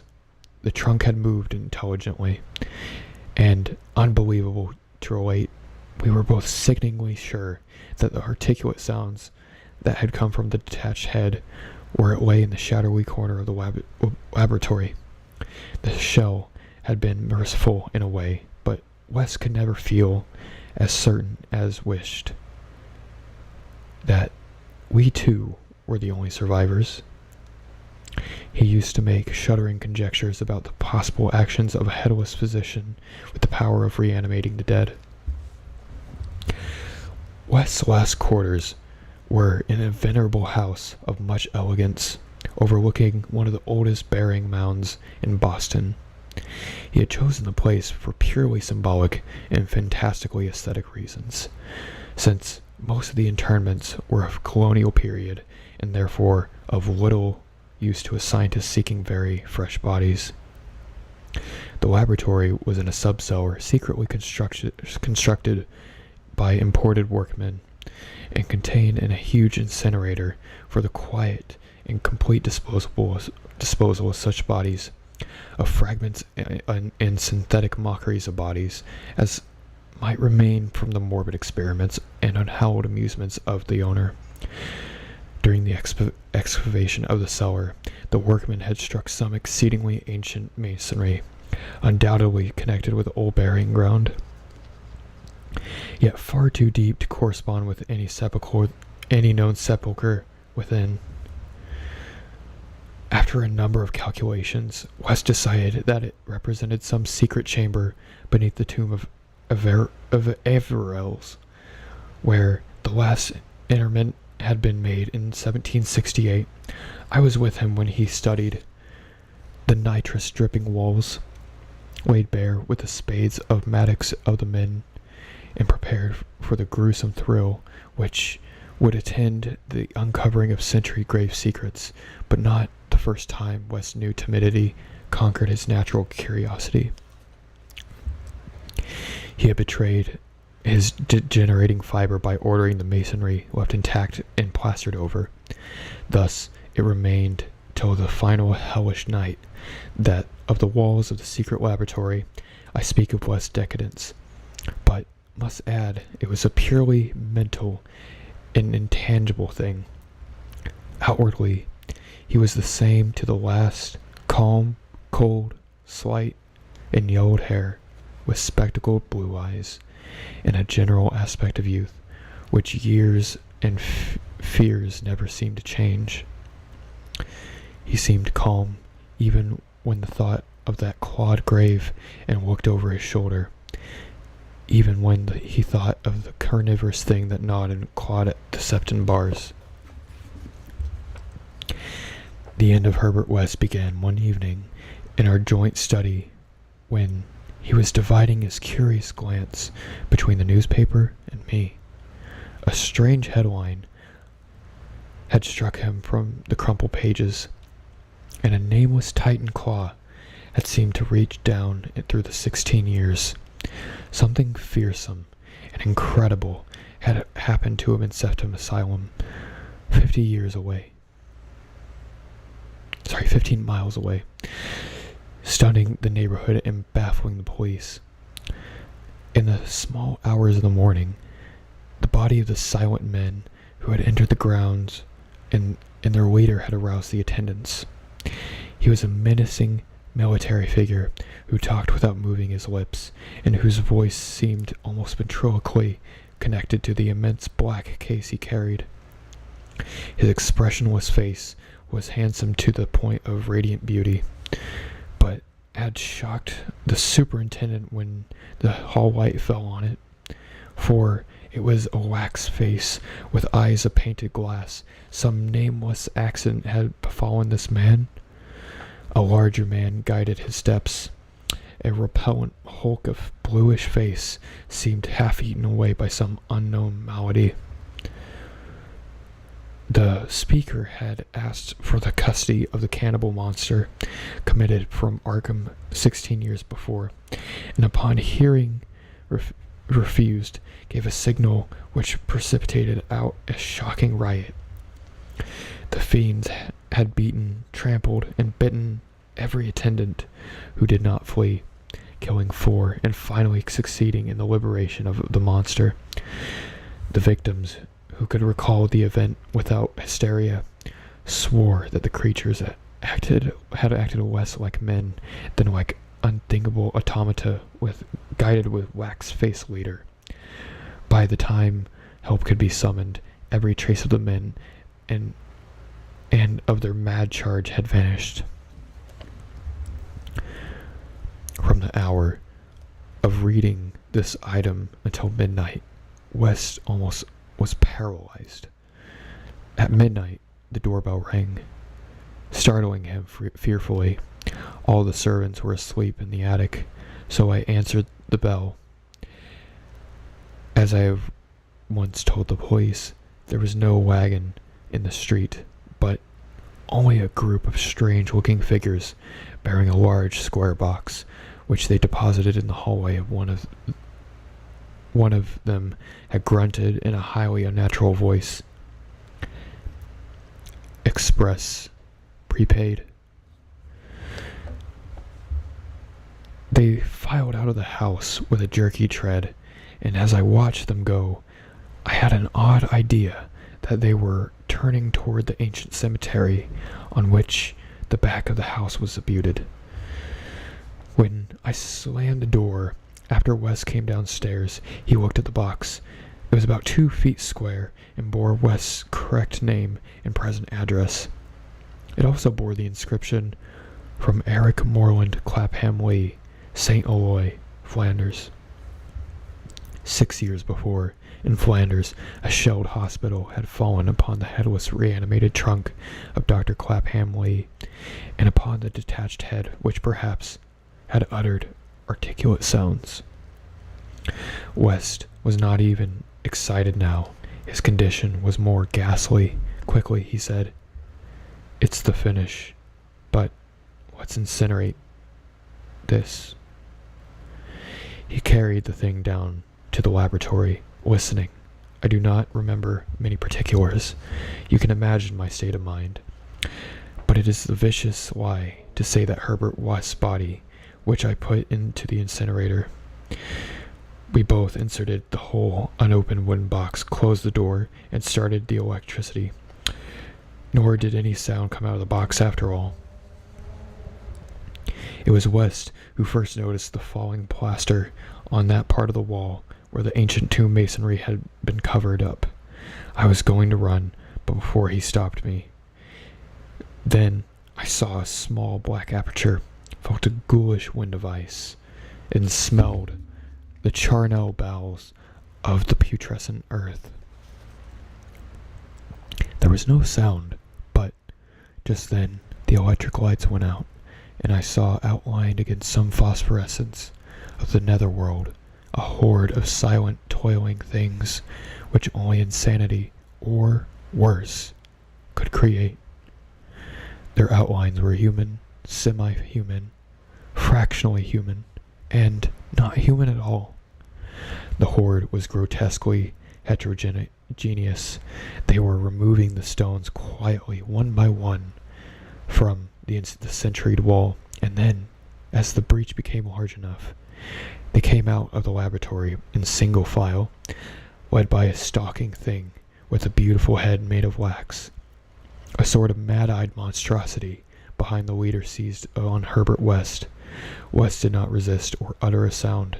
Then they all sprang at him and tore him to pieces before my eyes, bearing the fragments away into the subterranean vault of fabulous abominations. West's head was carried off by the wax-headed leader, who wore a Canadian officer's uniform. As it disappeared, I saw that the blue eyes behind spectacles were hideously blazing with their first touch of frantic, visible emotion. Servants found me unconscious in the morning. West was gone. The incinerator contained only unidentifiable ashes. Detectives had questioned me, but what can I say? The Sefton tragedy they will not connect with West, not that, nor the men with the box, whose existence they deny. I only told them of the vault, and they pointed me to the unbroken plaster wall and laughed. So I told them no more. They imply that I am a madman, or a murderer. Probably that I'm mad, but I might not be mad if those accursed tomb legions had not been so silent.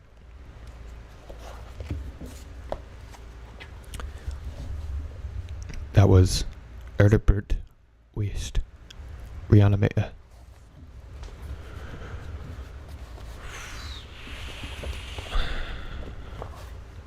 That was a long one.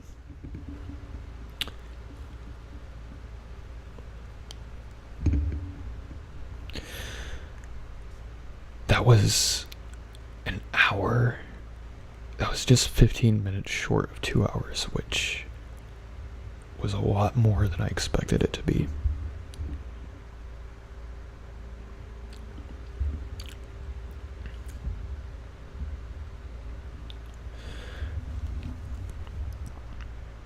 So, for the 4 people that are here right now, how are you tonight?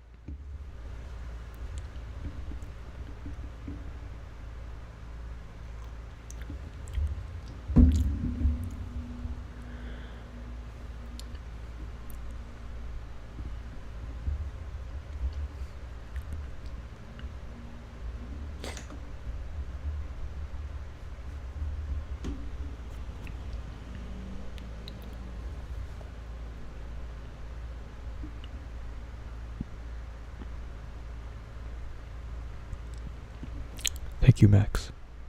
Thank you.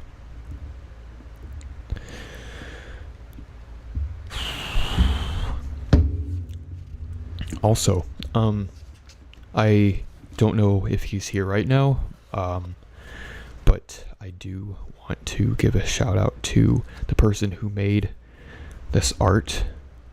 Oh, what are you having, Max? What's did you also make an old-fashioned?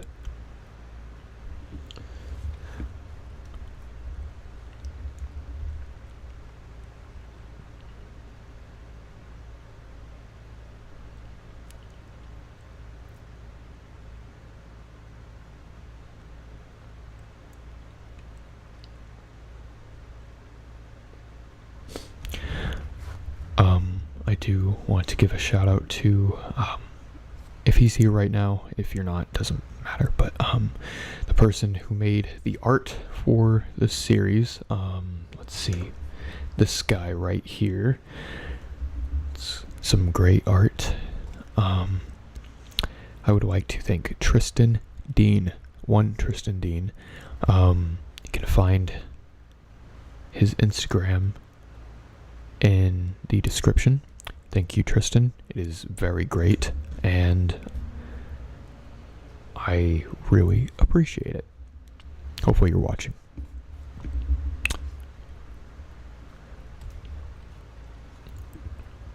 Boda Box white wine.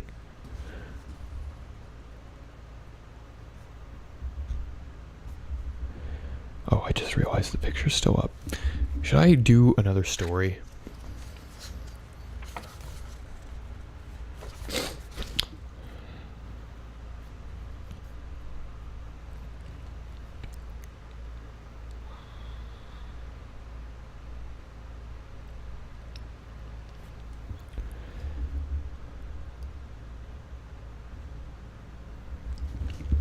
I feel like I can probably only do one more because I don't want to drag it out too long, and don't know how much of a patience people listening have for this. So, and the rest of the stories we have are much longer than the rest that I had read last stream.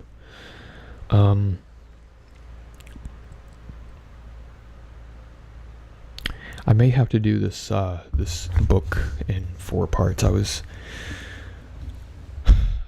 anticipating doing 3, but this is a long read. This is a very long read, which is strange to say because it's just a little bit over 200 pages. So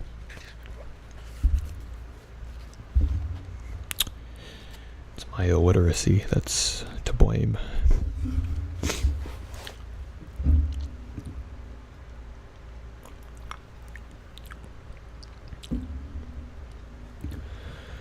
Okay.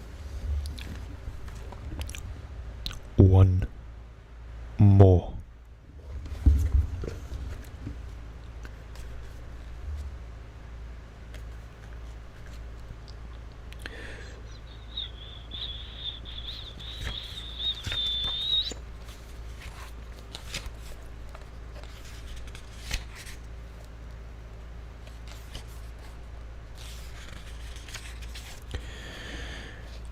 All right.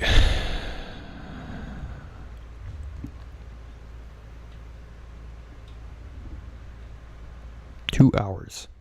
Okay. Hopefully we can make it before 3. But if that's what happens, that's what happens. I'm stalling. I need to get to reading. Okay. This one is called The Lurking Fear. Chapter 1. The Shadow on the Chimney.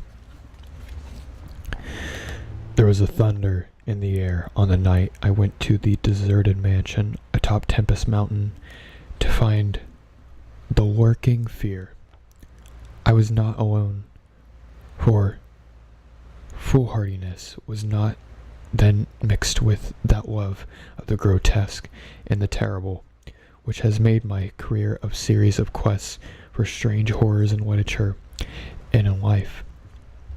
With me were 2 faithful and muscular men for whom I had sent when the time came, men long associated with me in my ghastly explorations because of their peculiar fitness. We had started quietly from the village because of the reporters who still lingered about in their eldritch panic of a month before. The nightmare creeping death.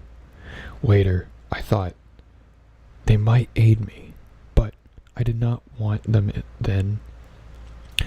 Would to God I had let them share their search, that I might have not had to bear the secret alone so long, to bear it alone, for the fear of the world would call me mad or go mad itself at the demon implications of that thing. Now that I am telling it anyway, lest the brooding make me a maniac, I wish I had never concealed it, for I, and I only, know of the manner of the fear worked upon that spectral and desolate mountain. Sorry, I need some water.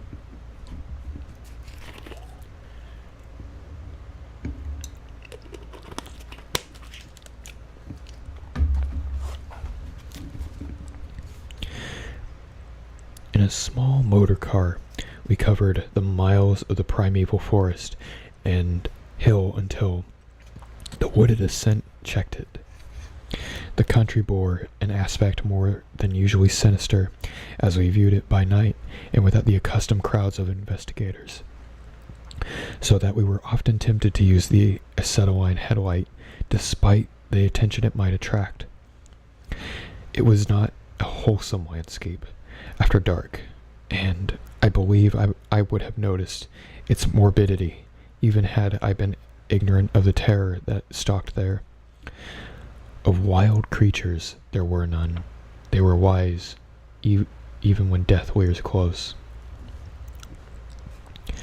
The ancient, lightning-scarred trees seemed unnaturally large and twisted, and the other vegetation unnaturally thick and feverish, while curious mounds and hummocks in the weedy, fulgurite-pitted earth reminded me of snakes and dead men's skulls swelled to gigantic proportions. Fear had lurked on Tempest Mountain for more than a century. This I learned at once from newspaper accounts of the catastrophe which brought the region to the world to notice. The place was remote, lonely elevation in that part of the Catskills where Dutch civilization once feebly and transiently penetrated, leaving behind as it receded only a few ruined mansions and a degenerate squatter population inhabiting its pitiful hamlets on isolated slopes. Normally, beings seldom visited our locality till the state police were formed, and even now only infrequent troopers patrol it. The fear, however, is an old tradition throughout the neighboring villages, since it is a prime topic in the simple discourse of the poor mongrels who sometimes leave their valleys to make hand-woven baskets for such primitive necessities as they cannot shoot, raise, or make. The lurking fear dwelt in the shunned and deserted Martins mansion, which crowned the high but gradual eminence whose liability to frequent thunderstorms gave it the name Tempest Mountain. For over 100 years, the antique grove-circled stone house had been the subject of stories incredibly wild and monstrously hideous, stories of the silent, colossal, creeping death which stalked the abroad in summer, which whimpering insistence the squatters told tales of a demon which seized lone wayfarers after dark, either carrying them off or leaving them in a frightful state of gnawed dismemberment, while sometimes they whispered of blood trails toward the distant mansion. Some said the thunder called the lurking fear out of its habitation, while others said the thunder was its voice. No one outside the backwoods had believed these varying and conflicting stories, which their incoherent, extravagant descriptions of the half-glimpsed fiend. Yet not a farmer or a villager doubted that the Martins mansion was ghoulishly haunted. Local history forbade such a doubt, although no ghostly evidence was ever found by such investigators as had visited the building after some especially vivid tale of the squatters. Grandmothers told strange myths about Martin's specter, myths concerning the Martins family itself, its queer hereditary dissimilarity of eyes, its long unnatural annals, and the murder which had cursed it. The terror which brought me to the scene of a sudden and portentous confirmation of the mountaineers' wildest legends. One summer night, after a thunderstorm, an unprecedented violence, the countryside was aroused by a squatter stampede which no mere delusion could create. The pitiful throngs of natives shrieked and whined of the unnameable horror which had descended upon them, and they were not doubted they had not seen it, but had heard such cries from one of their hamlets, and they had knew the creeping death had come. In the morning, citizens and state troopers had followed the shuddering mountaineers to the place where they had said the death had come. Death was indeed there. The ground under one of the squatters' villages had caved in after a lightning strike, destroying several of the malodorous shanties. But upon this property, damage was superimposed an organic devastation which had paled into an insignificance. Of the possible 75 natives who had inhabited the spot, not one living specimen was visible. The disordered earth was covered with blood and human debris, bespeaking too vividly the ravages of the demon teeth and talons. Yet no visible trail had led away from this carnage. That some hideous animal must be the cause, everyone quickly agreed, nor did any tongue now revive the change to the cryptic deaths for merely sordid murders, common in decadent communities. That charge, which was revived only when about 25 of the estimated population were found missing of the dead, and even then it was hard to explain the murder of 50 by half that number. But the fact remained. On the summer night, a bolt had come out of the heavens and left a dead village, whose corpses were horribly mangled, chewed, and clawed. The excited countryside immediately connected the horror with the haunted Martins mansion, though the localities were over 3 miles apart. The troopers were even more skeptical, including the mansion only casually in the investigations, and dropping it altogether when they found it thoroughly deserted. Country and village people, however, canvassed the place with infinite care, overturning everything in the house, sounding ponds and brooks, beating down bushes, and ransacking the nearby forests. All was in vain. The death had come and left no trace of save destruction of itself. By the second day of the search, the affair had fully treated by the newspapers, whose reporters overran Tempest Mountain. They described it in much detail and with many interviews to elucidate the horror's history as told by local grandams.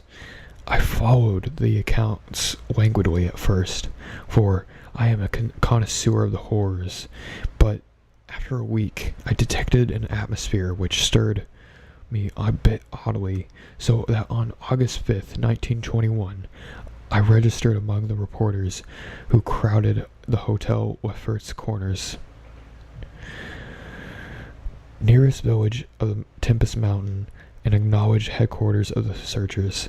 3 weeks more, and a dispersal of the reporters left me to begin a terrible exploration based on the minute inquiries and surveying with which I had meanwhile busied myself.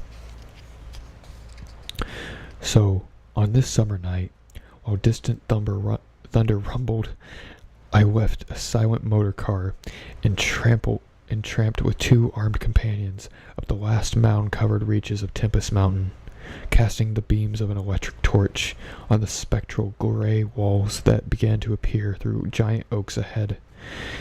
In this morbid night solitude and feeble shifting illumination, the vast box-like piles displayed obscure hints of terror which day could not uncover.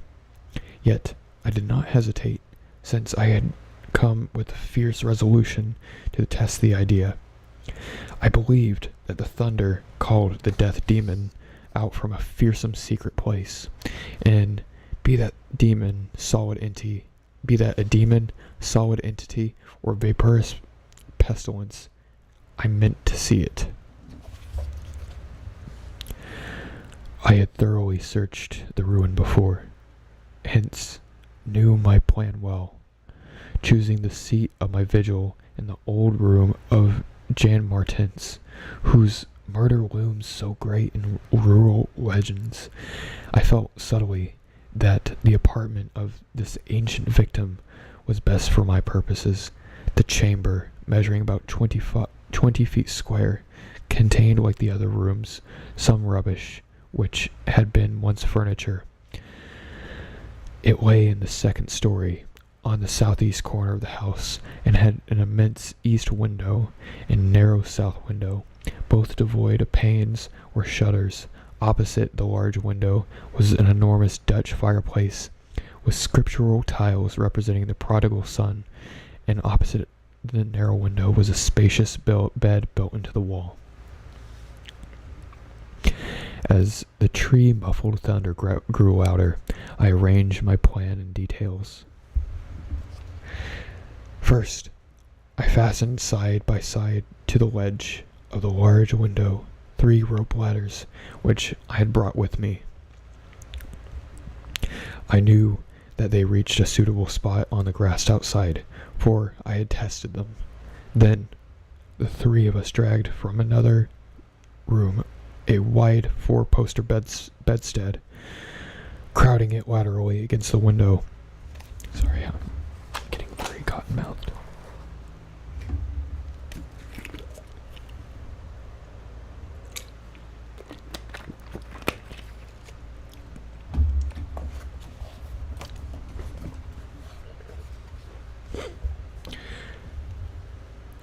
Having strewn it with fir bows, all now rested on it in drawn automatics, 2 relaxing while the 3rd watched.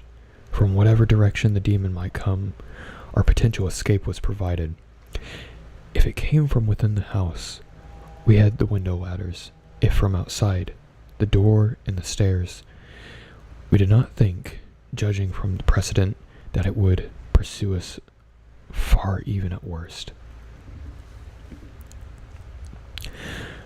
I watched from midnight to 1 o'clock, when in spite of the sinister house, the unprotected window, and the approaching thunder and lightning, I felt singularly drowsy. I was between my 2 companions, George Bennett being toward the window, and William Toby toward the fireplace. Bennett was asleep, having apparently felt the same anomalous drowsiness which affected me, so I designated Toby for the next watch, although even he was nodding. It is curious how intently I had been watching the fireplace. The increasing thunder must have affected my dreams, for in the brief time I slept, there came to me apocalyptic visions. Once I partly awaked, probably because the sleeper toward the window had restlessly flung an arm across my chest. I was not sufficiently awake to see whether Toby was attending his duties as sentinel, but felt a distinct anxiety on the score. Never before had the presence of evil so poignantly oppressed me. Later I must have dropped asleep again, for it was out of a phantasmal chaos that my mind leaped when the night grew hideous with shrieks beyond anything in my former experience or imagination. In that shrieking, the inmost soul of human fear and agony clawed hopelessly and insanely at the ebony gates of an oblivion. I awoke to red madness and the mockery of diabolism, as farther and farther down inconceivable vistas and phobic and crystalline anguish retreated and reverberated.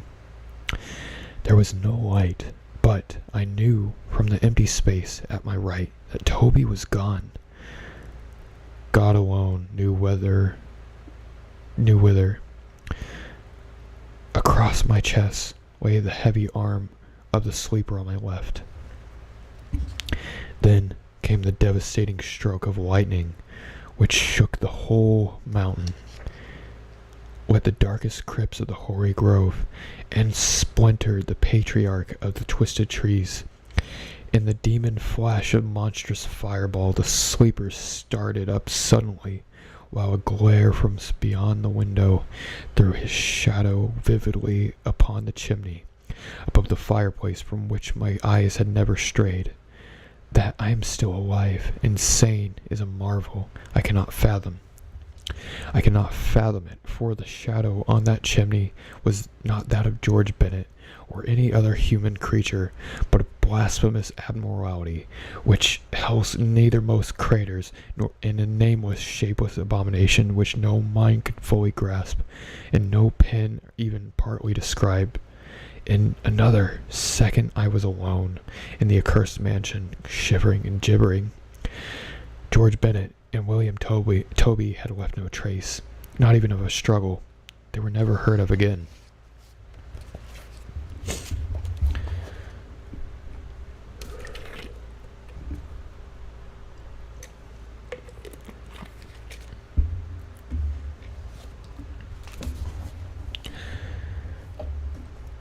Chapter 2.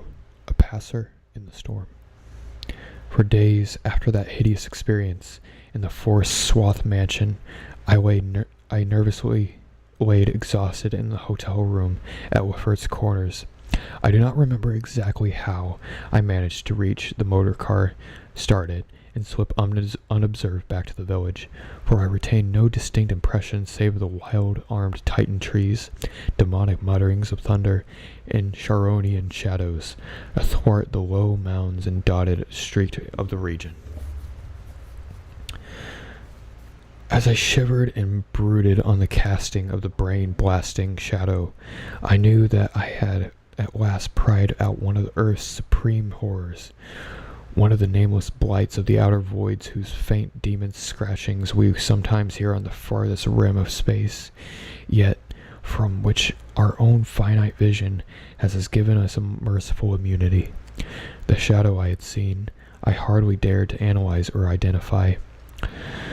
Something had lain between me and the shadow in the window of that night, but I shuddered whenever I could not cast it off the instinct to classify it. If it had only snarled or bayed or laughed titteringly, even that would have relieved the abysmal hideousness, but it was so silent. It had rested a heavy arm or foreleg on my chest. Obviously it was organic, or had once been organic. Jan Martens, whose room I had invaded, was buried in the graveyard near the mansion. I must find Bennett and Toby if they lived. Why had it picked them and left me for last? Drowsiness is so stifling, and dreams are so horrible. In a short time, I realized that I must tell my story to someone or break down completely.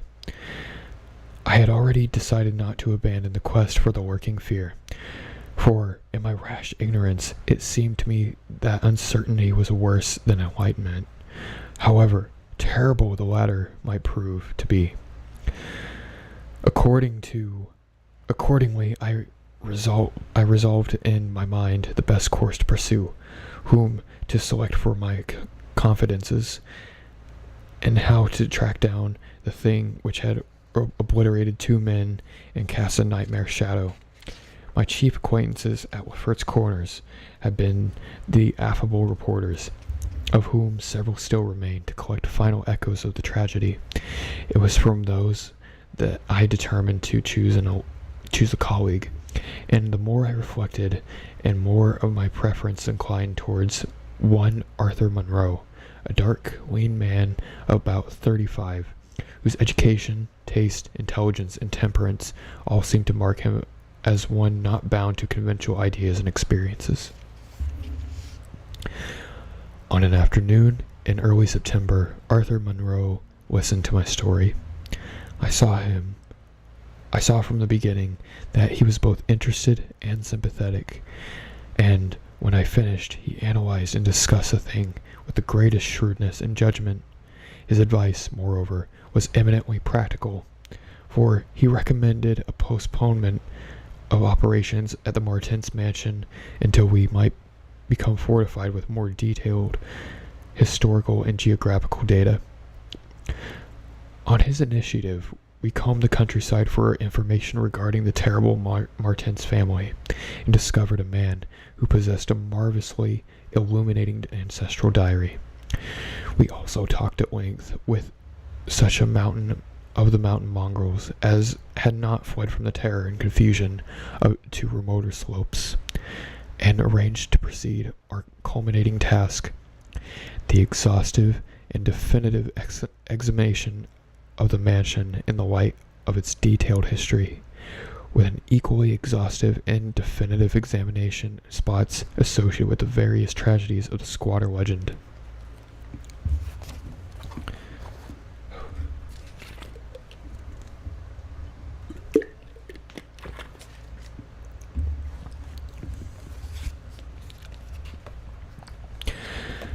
The results of the examination were first very enlightening, though our tabulation of them seemed to reveal a very significant trend. namely, that the number of reported horrors was by far the greatest in areas either comparatively near the avoided house or connected with it by the stretches of the morbidly overnourished forest. There were, it is true, exceptions. Indeed, the horror which had caught the world's ear had happened in the treeless space, remote alike from the mansion and from any connecting woods. As to the nature and appearance of the lurking fear, nothing could be gained from the scared and witless shanty dwellers. In the same breath, they called it a snake and a giant, a thunder devil and a bat, a vulture and a walking tree. We did, however, determine ourselves justified in assuming that it was a living organism, highly susceptible to electrical storms. And although of the stories suggested wings, we believed that its aversion for open spaces made land locomotion a more probable theory. The only thing really incompatible with the latter view was the rapidity at which the creature must have traveled in order to perform all the deeds attributed to it. When we came to know the squatters better, we found them curiously likable in many ways. Simple people they were, gently descending the scale because of their unfortunate ancestry and stultifying isolation. They feared outsiders, but slowly grew accustomed to us, finally helping vastly when we beat down all the thickets and tore out the partitions of the mansion in our search for the lurking fear. When we asked them to help us find Bennett and Toby, they were truly distressed, for they wanted to help us, but they knew that these victims had gone wholly out of this world as their own missing people, that great numbers of them had actually been killed and removed just as the wild animals had long been exterminated. We were, of course, thoroughly convinced, and we waited apprehensively for further tragedies to occur. By the middle of October, we were puzzled by our lack of progress. Owing to the clear nights, no demonic aggressions had taken place, and the completeness of our vain searches of house and country almost drove us to regard the lurking fear as non-material agency. We feared that the cold weather would come and halt our exploration, for all agreed that the demon was generally quieter in winter. Thus, there was a kind of haste and desperation in our last daylight canvass of the horror-visited hamlet, a hamlet now deserted because of the squatter's fears. The ill-fated squatter hamlet had borne no name, but had long stood in a sheltered and treeless cleft between two elevations called respectively Cone Mountain and Maple Hill. It was closer to Maple Hill than Cone Mountain, some of the crude abodes indeed being dugouts on the side of the former eminence. Geographically, it lay about 2 miles northwest of the base of Tempest Mountain, and 3 miles from the oak-girt mansion. Of the distance between the hamlet and the mansion, fully 2 miles and a quarter of the hamlet's side was entirely open country, a plain being of fairly level character, save for the low snake-like mounds, and having vegetation, only grass and scattered weeds. Considering this topography, we had finally concluded that the demon must have come from Cone Mountain, a wooded southern prolongation of which ran a short distance of the westernmost spur of Tempest Mountain. The upheaval of the ground we traced conclusively to a landslide from Maple Hill, a tall, lone, splintered tree on whose side had been the striking point of the thunderbolt which had summoned the fiend. As for the 20th time or more, Arthur Monroe and I went minutely over the detail of the violated village. We were filled with a certain discouragement coupled with vague and novel fears. It was acutely uncanny, even when frightful and uncanny things were common, to encounter so blankly clueless a scene after such overwhelming occurrences, and we moved about beneath the leaden darkening sky with tragic directionless zeal, which results from combined sense of utility and necessity of action.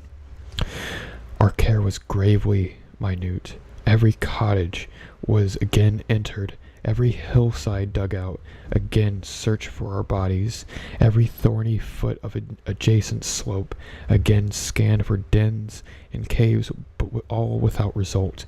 And yet, as I have said, vague new fears hovered menacingly above us, as if giant bat-winged griffins squatted invisibly on the mountain tops, leered with abandoned eyes that had looked on transcosmic gulfs.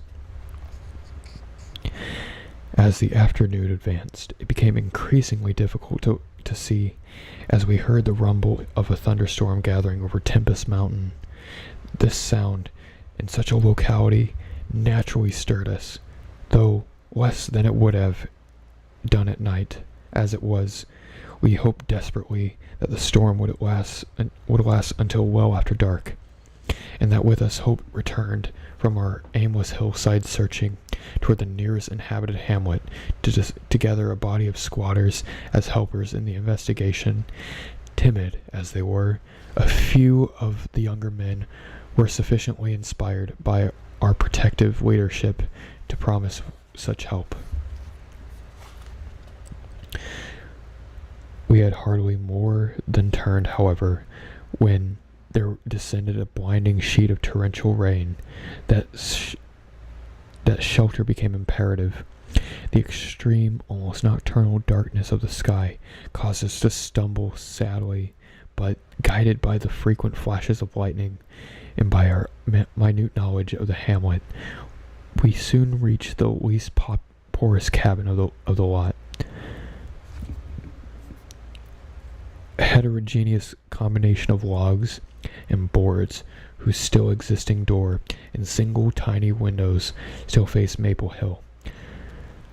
Barring the door after us against fury of the wind and rain, we put in place the crude window shutter which our frequent searches had taught us where to find. It was dismal sitting there in the rickety boxes in the pitchy darkness, but we smoked pipes and occasionally flashed our pocket lamps about. Now and then we could see the lightning through the cracks of the wall. The afternoon was so incredibly dark that each flash was extremely vivid. The stormy vigil reminded me shudderingly of the ghastly night at Tempest Mountain.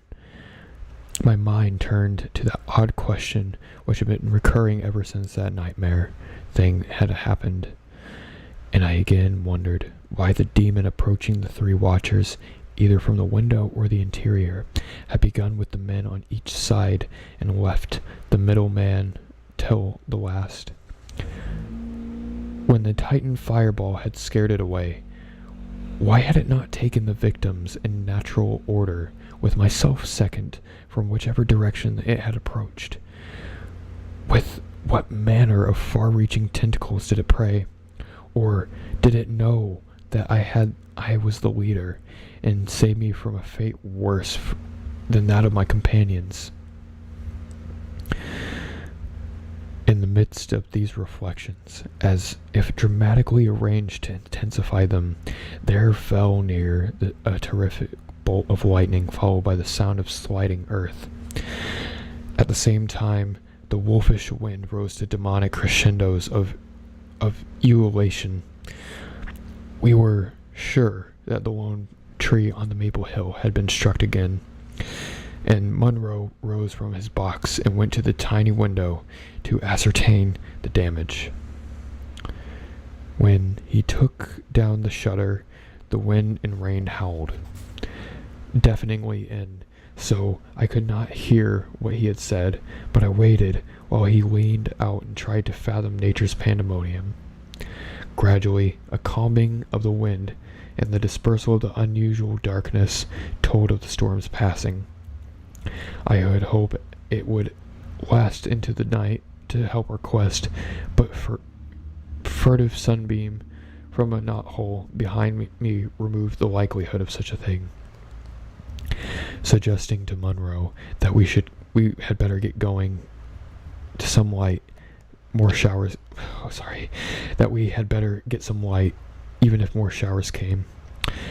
I unbarred and opened the crude door. The ground outside was a singular mass of mud and pools, with fresh heaps of earth from the slight landslide. But I saw nothing to justify the interest which kept my companion slightly leaning out the window. Crossing to where he leaned, I touched his shoulder, but he did not move. Then I playfully shook him and turned him around. I felt strangling tendrils from a cancerous horror whose roots reached illimitable paths and fathomless abysms of the night that broods beyond time. For Arthur Monroe was dead, and on what remained of his chewed and gouged head there was no longer a face.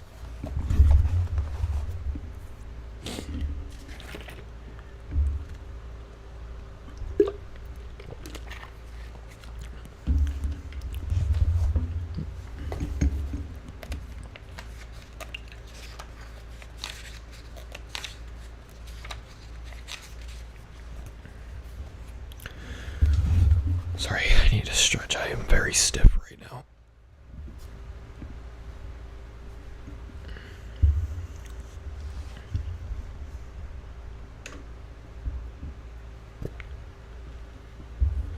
Okay.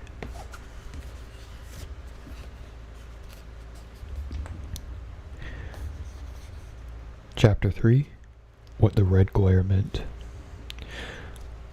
On the tempest-racked night of November 8th, 1921, with a lantern which cast charnel shadows, I stood digging alone and idiotically in the grave of Jan Martens. I had begun to dig in the afternoon because a thunderstorm was brewing, and now that it was dark and the storm had burst above the maniacally thick foliage, I was glad. I believe that my mind was partially unhinged by the events since August 5th, the demon shadow in the mansion, the general strain and the disappointment, and the thing that occurred at the hamlet in the October storm. After that thing I had dug from the grave for one whose death I could not understand, I knew that the others could not understand either, so I let them think Arthur Monroe had wandered away. They searched, but they found nothing. The squatters might have understood, but I dared not frighten them more. I myself seemed strangely callous. The shock at the mansion had done something to my brain. I could think only of the quest for the horror now had grown to cataclysmic stature in my imagination. A quest which the fate of Arthur Monroe made me vow to keep silent and solitary. The scene of my excavations would alone had been enough to unnerve any ordinary man. Baleful primal trees of unholy size, age, and grotesqueness leered above me like pillars of some hellish druidic temple, muffling the thunder, hushing the clawing wind, and emitting but little rain. Beyond the scarred trunks in the background, illuminated by faint flashes of filtered lightning, rose the damp, ivied stones of a deserted mansion, while somewhat near was the abandoned Dutch garden, whose walks and beds were polluted by white, fungus-fetid, overnourished vegetation that never saw full daylight. And nearest of all was the graveyard, where deformed trees tossed insane branches as their roots displaced unhallowed slabs and sucked venom from what lay below. Now and then, beneath a brown pall of leaves that rotted and festered in antediluvian forest darkness, I could trace the sinister outlines of some of those low mounds which characterized the lightning-pierced region.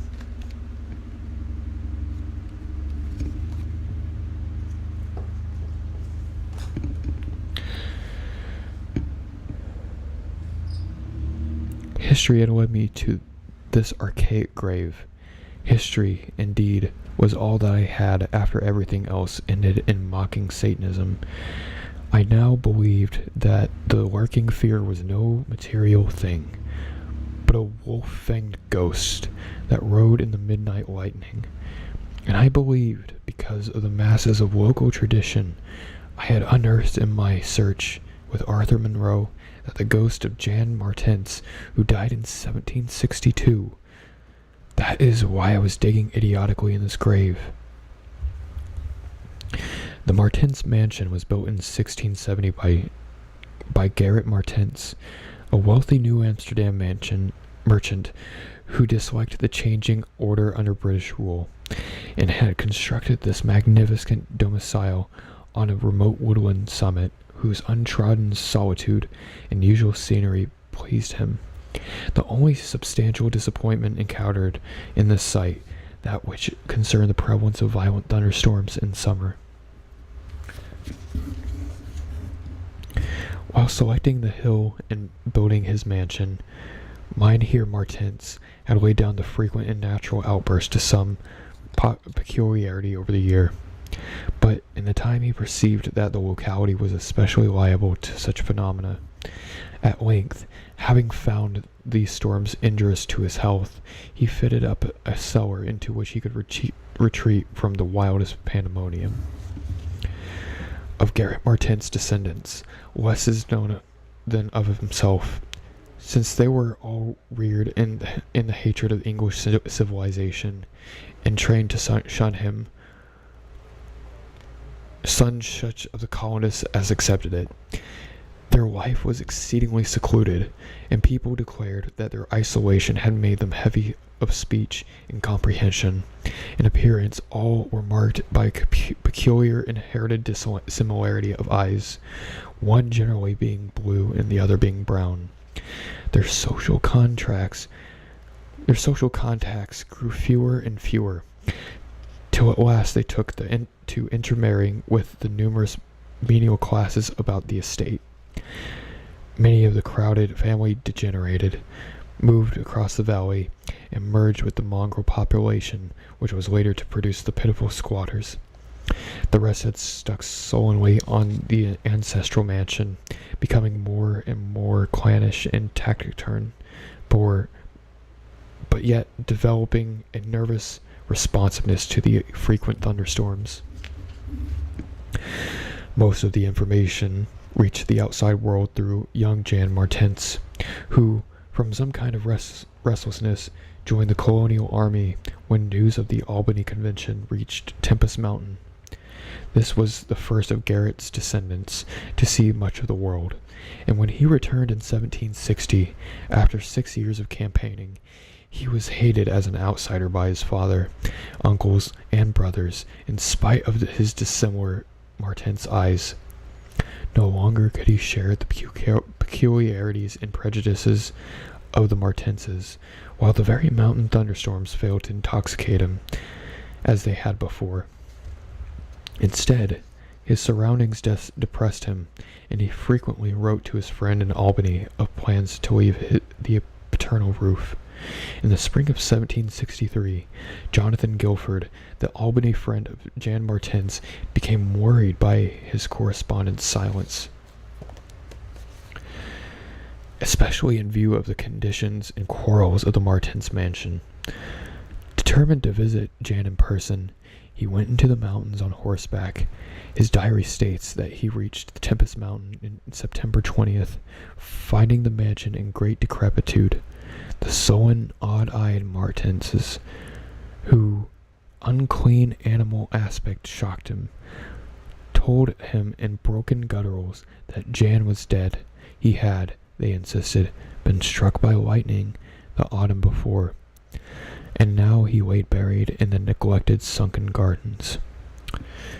They shewed the visitor the grave, barren and devoid of markers, something the Martenses' manner gave Guilford a feeling of repulsion and suspicion, and a week later he returned with spade and mattock to explore the sepulchral spot. he found what he expected, a skull crushed cruelly, as if by savage blows. So returning to Albany, he openly charged the Martenses with the murder of their kinsman. Legal evidence was lacking, but the story spread rapidly around the countryside, and from that time on, the Martenses were ostracized from the world. No one would deal with them, and their distant manor was shunned as an accursed place. Somehow, they managed to live on independently by the products of their estate, for occasional lights glimpsed from the faraway hills attested their continued presence. These lights were seen as late as 1810, but toward the last, they became very infrequent. Meanwhile, there grew up about the mansion in the mountain of Body a diabolic legendary. The place was avoided with doubled assiduousness and invested with every whispered myth tradition could apply. It remained unvisited until 1816, when the continued absence of lights was noticed by the squatters. In that time, a party made investigations, finding the house deserted and partly in ruins. There were no skeletons about, so that departure rather than death was inferred. The clan seemed to have left several years before, and improvised penthouses showed how numerous it had grown prior to the migration. Its cultural level had fallen very low, as proved by the decaying furniture and scattered silverware, which must have been abandoned long ago when its owners left.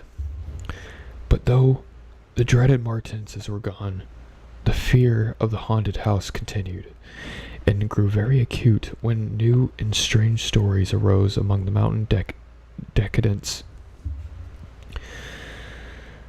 There it stood, deserted, feared, and linked with the vengeful ghost of Jan Martens. There it still stood on the night I dug Jan Martens's grave. I have described my protracted digging as idiotic, and such it indeed was in object and method.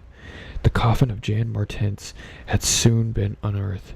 It now held only dust and niter, but in my fury to exhume his ghost, I delved irrationally and clumsily down beneath where he had lain. God knows what I expected to find. I only felt I was digging in the grave of a man whose ghost stalked by night. It was impossible to say what monstrous depth I had attained with my spade, and soon my feet broke through the ground beneath. The event, under the circumstances, was tremendous, for in the existence of a subterranean space, my mad theories had terrible confirmation. The slight fall had extinguished my lantern, but I produced an electric pocket lamp and viewed the small horizontal tunnel in which led away indefinitely in both directions. It was amply large enough for a man to wriggle through, and through no sane person would have tried it in that time. I forgot danger, reason, and cleanliness in my single-minded fever to unearth the lurking fear. Choosing the direction toward the house, I scrambled recklessly into the narrow burrow, squirming ahead blindly and rapidly, and flashing but seldom the lamp I kept before me. What language can describe the spectacle of the man lost in infinitely abysmal earth, pawing, twisting, wheezing, scrambling madly through the sunken convolutions of immemorial blackness, without any idea of time, safety, direction, or definite object? There is something hideous in it, but that is what I did. I did it so for so long that life faded to a far memory, and I became one with the moles and the grubs of the nighted depths. Indeed, it was only by the accident that after interminable writhings, I jarred my forgotten electric lamp so that it shone eerily along the burrow of the caked loam that stretched and curved ahead. I had been scrambling in this way for some time, so that my battery had burned very low when the passage had suddenly inclined sharply upward, altering my mode of progress, and as I raised my glance, it was without preparation that I saw glistening in the distance two demonic reflections of my expiring lamp, two reflections glowing with a baneful and unmistakable effulgence, and provoking maddeningly nebulous memories. I stopped automatically, though, lacking the brain to retreat.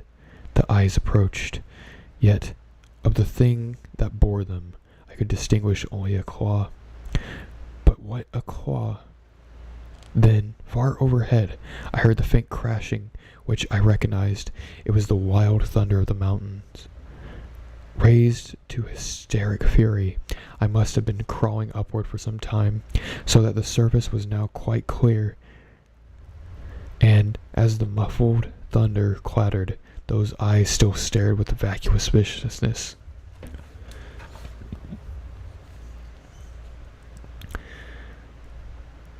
Thank God I did not know what it was, else I should have died. But I was saved by the very thunder that had summoned it, for after a hideous wait there was a burst from the unseen outside sky of the frequent mountainward bolts, whose aftermath I had noticed here in the gashes of the disturbed earth in fulgurites of various sizes. With cyclopean rage it tore through the soil, that damnable pit, blinding and deafening me, yet not wholly reducing me to a coma. In the chaos of sliding, shifting earth, I clawed and floundered helplessly till the rain on my head steadied me, and I saw that I had come to the surface in a familiar spot, a steep, unforested place on the southwest slope of the mountain.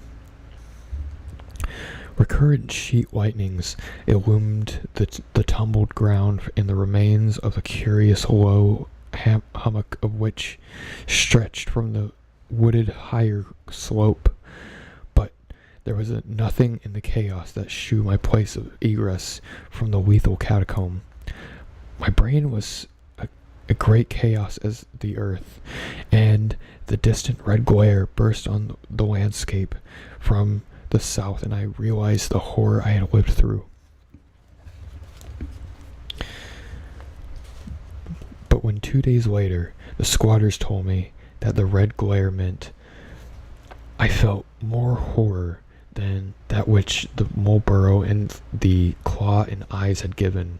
More horror because of the overwhelming implications.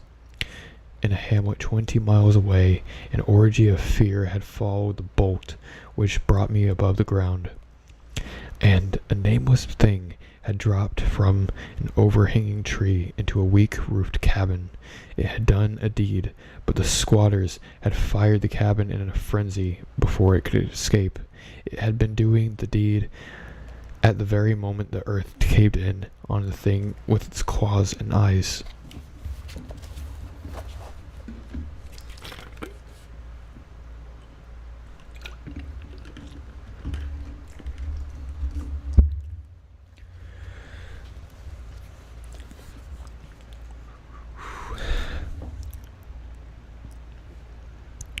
Chapter 4. The Horror in the Eyes. There could be nothing normal in the mind of one who, knowing what I knew of the horrors of Tempest Mountain, would seek alone for the fear that lurked there. That at least two of the fear's embodiments were destroyed, formed out of the slight guarantee of mental and physical safety that this acheron of multiform and diabolism, yet I continued my quest with even greater zeal as the events and revelations became more monstrous. When 2 days after my frightful crawl through that crypt of the eyes and claw, I learned that a thing had malignly hovered 20 miles away from the same instant the eyes were glaring at me. I experienced virtual convulsions of fright, but that fright was so mixed with wonder and alluring grotesqueness that it almost was a pleasant sensation.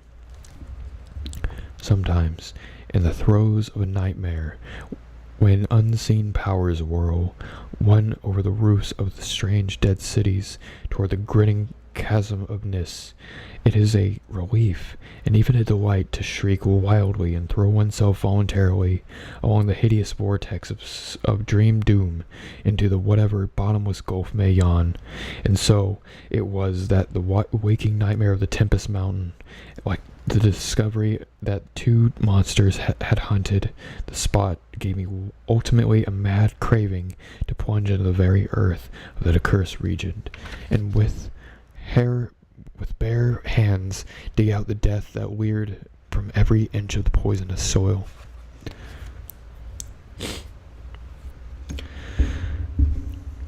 As soon as possible, I visited the grave of Jan Martens and dug vainly where I had dug before. Some extensive cave-in had obliterated all trace of the underground passage, while the rain had washed so much earth back into the excavation that I could not tell how deeply I had dug that other day.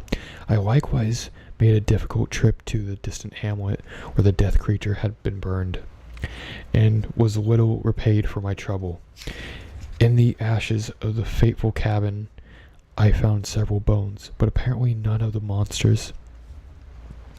The squatters said that the thing had only one victim, but in this I judged them inaccurate, since besides the complete skull of a human being, there was another bony fragment, which seemed certainly to have belonged to a human skull at some time, though the rapid drop of the monster had been seen.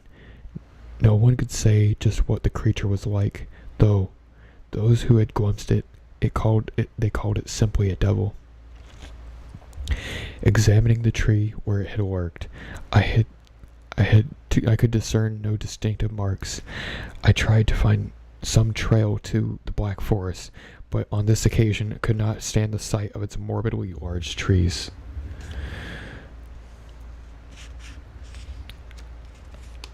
Or the vast serpent-like roots that twisted so malevolently before they sank into the earth.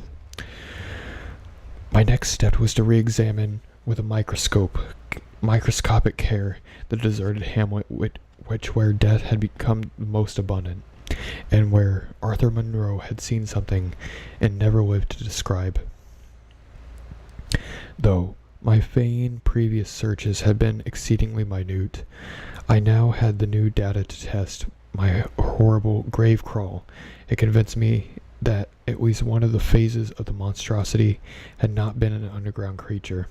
This time, on the 14th of November, my quest concerned itself mostly with the slopes of Cone Mountain and Maple Hill, where they overtook the unfortunate hamlet, and I gave particular attention to the loose earth of the landslide region on the latter eminence. I'm getting so dry.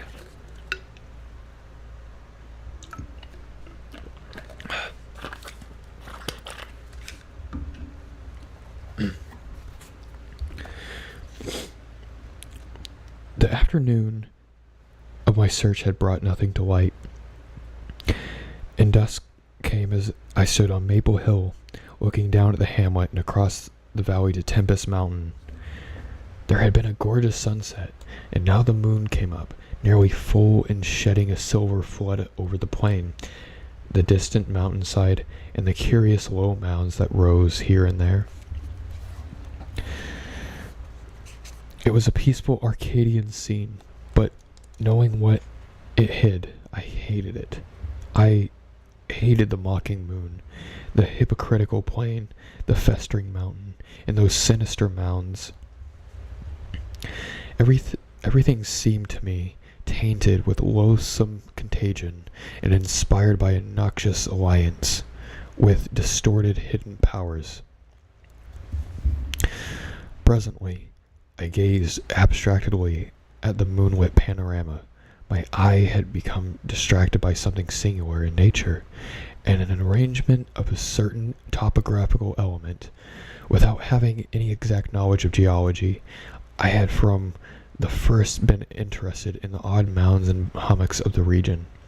I had noticed that they were pretty widely distributed around Tempest Mountain, though less numerous on the plain than the near hilltop itself, where prehistoric glaciation had doubtless found feebler opposition to striking and fantastic caprices. Now, in the light of the low moon, which casts long, weird shadows, it struck me forcibly that the various points of the lines of the mountain system had a peculiar relation to the summit of Tempest Mountain. That summit was undeniably a center from which the lines of rows of points radiated indefinitely and irregularly, as if the unwholesome Marten's mansion had thrown visible tentacles of terror. The idea of the tentacles gave me an unexplained thrill, and I stopped to analyze my reason for believing these mountains glacial phenomena. The more I analyzed, the less I believed, and my newly opened mind there began to be grotesque and horrible analogies based on superficial aspects and upon experience beneath the earth. Before I knew it, I was uttering frenzied, disjointed words to myself. My God, molehills. The damned place must be honeycombed. How many? That night at the mansion, they took Bennett and Toby first, on each side of us. Then I was digging frantically into the mound which had stretched nearest to me, digging desperately, shiveringly, but almost jubilantly, digging and at least shrieking aloud with some unplaced emotion.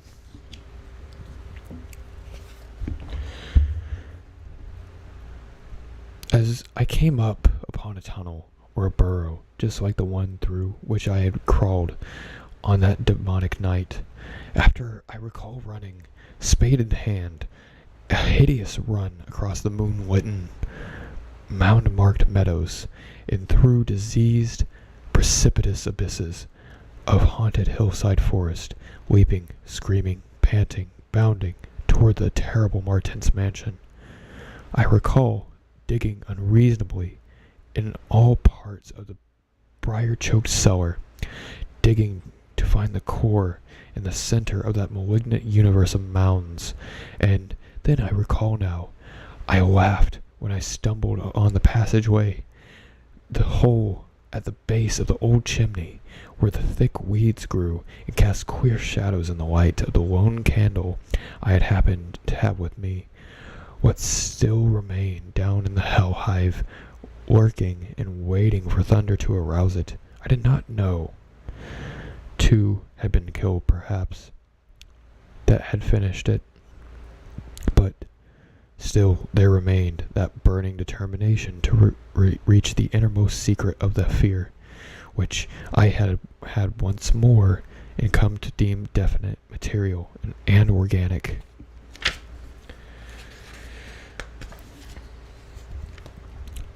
My indecisive speculation whether to explore the passage alone immediately with my pocket light or to try assemble a band of squatters for the quest was interrupted after a time by sudden rush of wind from the outside, which blew out my candle and left me in stark blackness. Sorry, I need more water. This is the last time, I promise.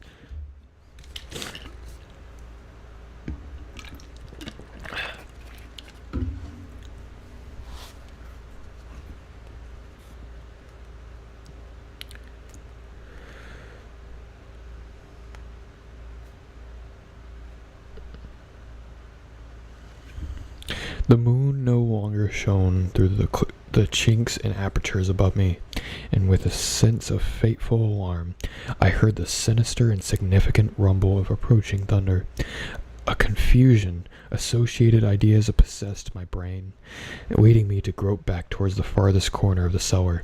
My eyes, however, never turned away from the horrible opening of the base of the chimney. I began to get glimpses of crumbling bricks, unhealthy weeds, as faint glows of lightning penetrated the woods outside and illuminated the chunks of the upper wall. Every second I was consumed with a mixture of fear and curiosity. What would the storm call forth? Or was there anything left for it to call? Guided by the lightning, I settled myself down in a dense clump of vegetation through which I could see an opening without being seen. If heaven is merciful, it will someday efface from my consciousness the sight that I saw, and let me live my last years in peace. I cannot sleep at night now, and have to take opiates when it thunders. The thing came abruptly and unannounced, a demon, rat-like scurrying in the pits of the remote and unimaginable, a hellish panting and stifled grunting, and then, from that opening beneath the chimney, a burst of multitudinous and leprous life, a loathsome night-spawned flood of organic corruption, more devastatingly hideous than the blackest conjurations of mortal madness and morbidity, seething, stewing, surging, bubbling like serpent slime. It rolled up and out of the yawning hole, spreading like a septic contagion, and streaming from the cellar every point of egress, streaming out to scatter through this accursed midnight forest and strew fear, madness, and death. God knows how many there were. There must have been thousands. To see the stream of them in the faint intermittent lightning was shocking. When they had thinned out enough to be glimpsed as separate organisms, I saw that they were dwarfed, deformed, hairy devils or apes, monstrous and diabolic caricatures of the monkey tribe.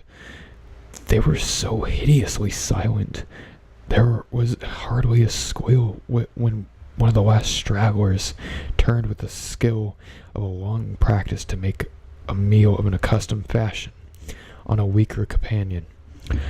Others snapped up what was left and ate with slavering relish. Then, in spite of my days of fright and disgust and morbid curiosity triumph, and as the last of the monstrosities oozed up alone from the netherworld of an unknown nightmare, I drew my automatic pistol and shot it under the cover of thunder. Shrieking, slithering, torrential shadows of red, vicious madness, chasing one another through endless, ensanguined corridors of purple fulgurous sky, formless phantasms and kaleidoscopic mutations of ghoulish remembered scene, forests of monstrous overnourished oaks with serpent roots twisting and sucking unnameable juices from earth, for menace within millions of cannibal devils, mound-like tentacles groping from underground nuclei or of populous perversion. Insane lightning over malignant ivied walls and demon arcades choked with fungus vegetation. Heaven be thanked for the instinct which led me unconscious to places where men dwell, to the peaceful village that slept under the calm stars of clearing skies. I had recovered enough in a week to send to Albany for a gang of men to blow up Martin's mansion and the entire top of Tempest Mountain with dynamite, atop all the discoverable mound burrows, and destroy certain overnourished trees whose very existence seemed to insult the sanity that I kept. I could sleep very little after they had done this, but true rest will never come to me as long as I remember the nameless secret of the lurking fear. The thing will haunt me, for who can say the extermination is complete? The analogous phenomena do not exist all over the world. Who can, with my knowledge, think of the earth's unknown caverns without a nightmare dread of future possibilities? I cannot see a well or a subway entrance without shuddering. Why can't the doctors give me something to make me sleep, or truly calm my brain when it thunders? What I saw in the glow of my flashlight after I shot the unspeakable straggling object was so simple that almost a minute elapsed before I understood and went delirious. The object was nauseous, a filthy whitish gorilla thing with sharp yellow fangs and matted fur. It was the ultimate product of mammalian degeneration, the frightful outcome of isolated spawning, multiplication, and cannibal nutrition above and below ground, the embodiment of the snarling chaos and grinning fear that lurked behind life. It had looked at me as it died, and its eyes had the same odd quality that marked those other eyes which had stared at me underground in excited cloudy recollections. One eye was blue, the other was brown. They were dissimilar Martin's eyes of the old legends, and I knew in one inundating cataclysm of voiceless horror what I had become of the vanished family, the terrible and thunder-crazed house of the Martins.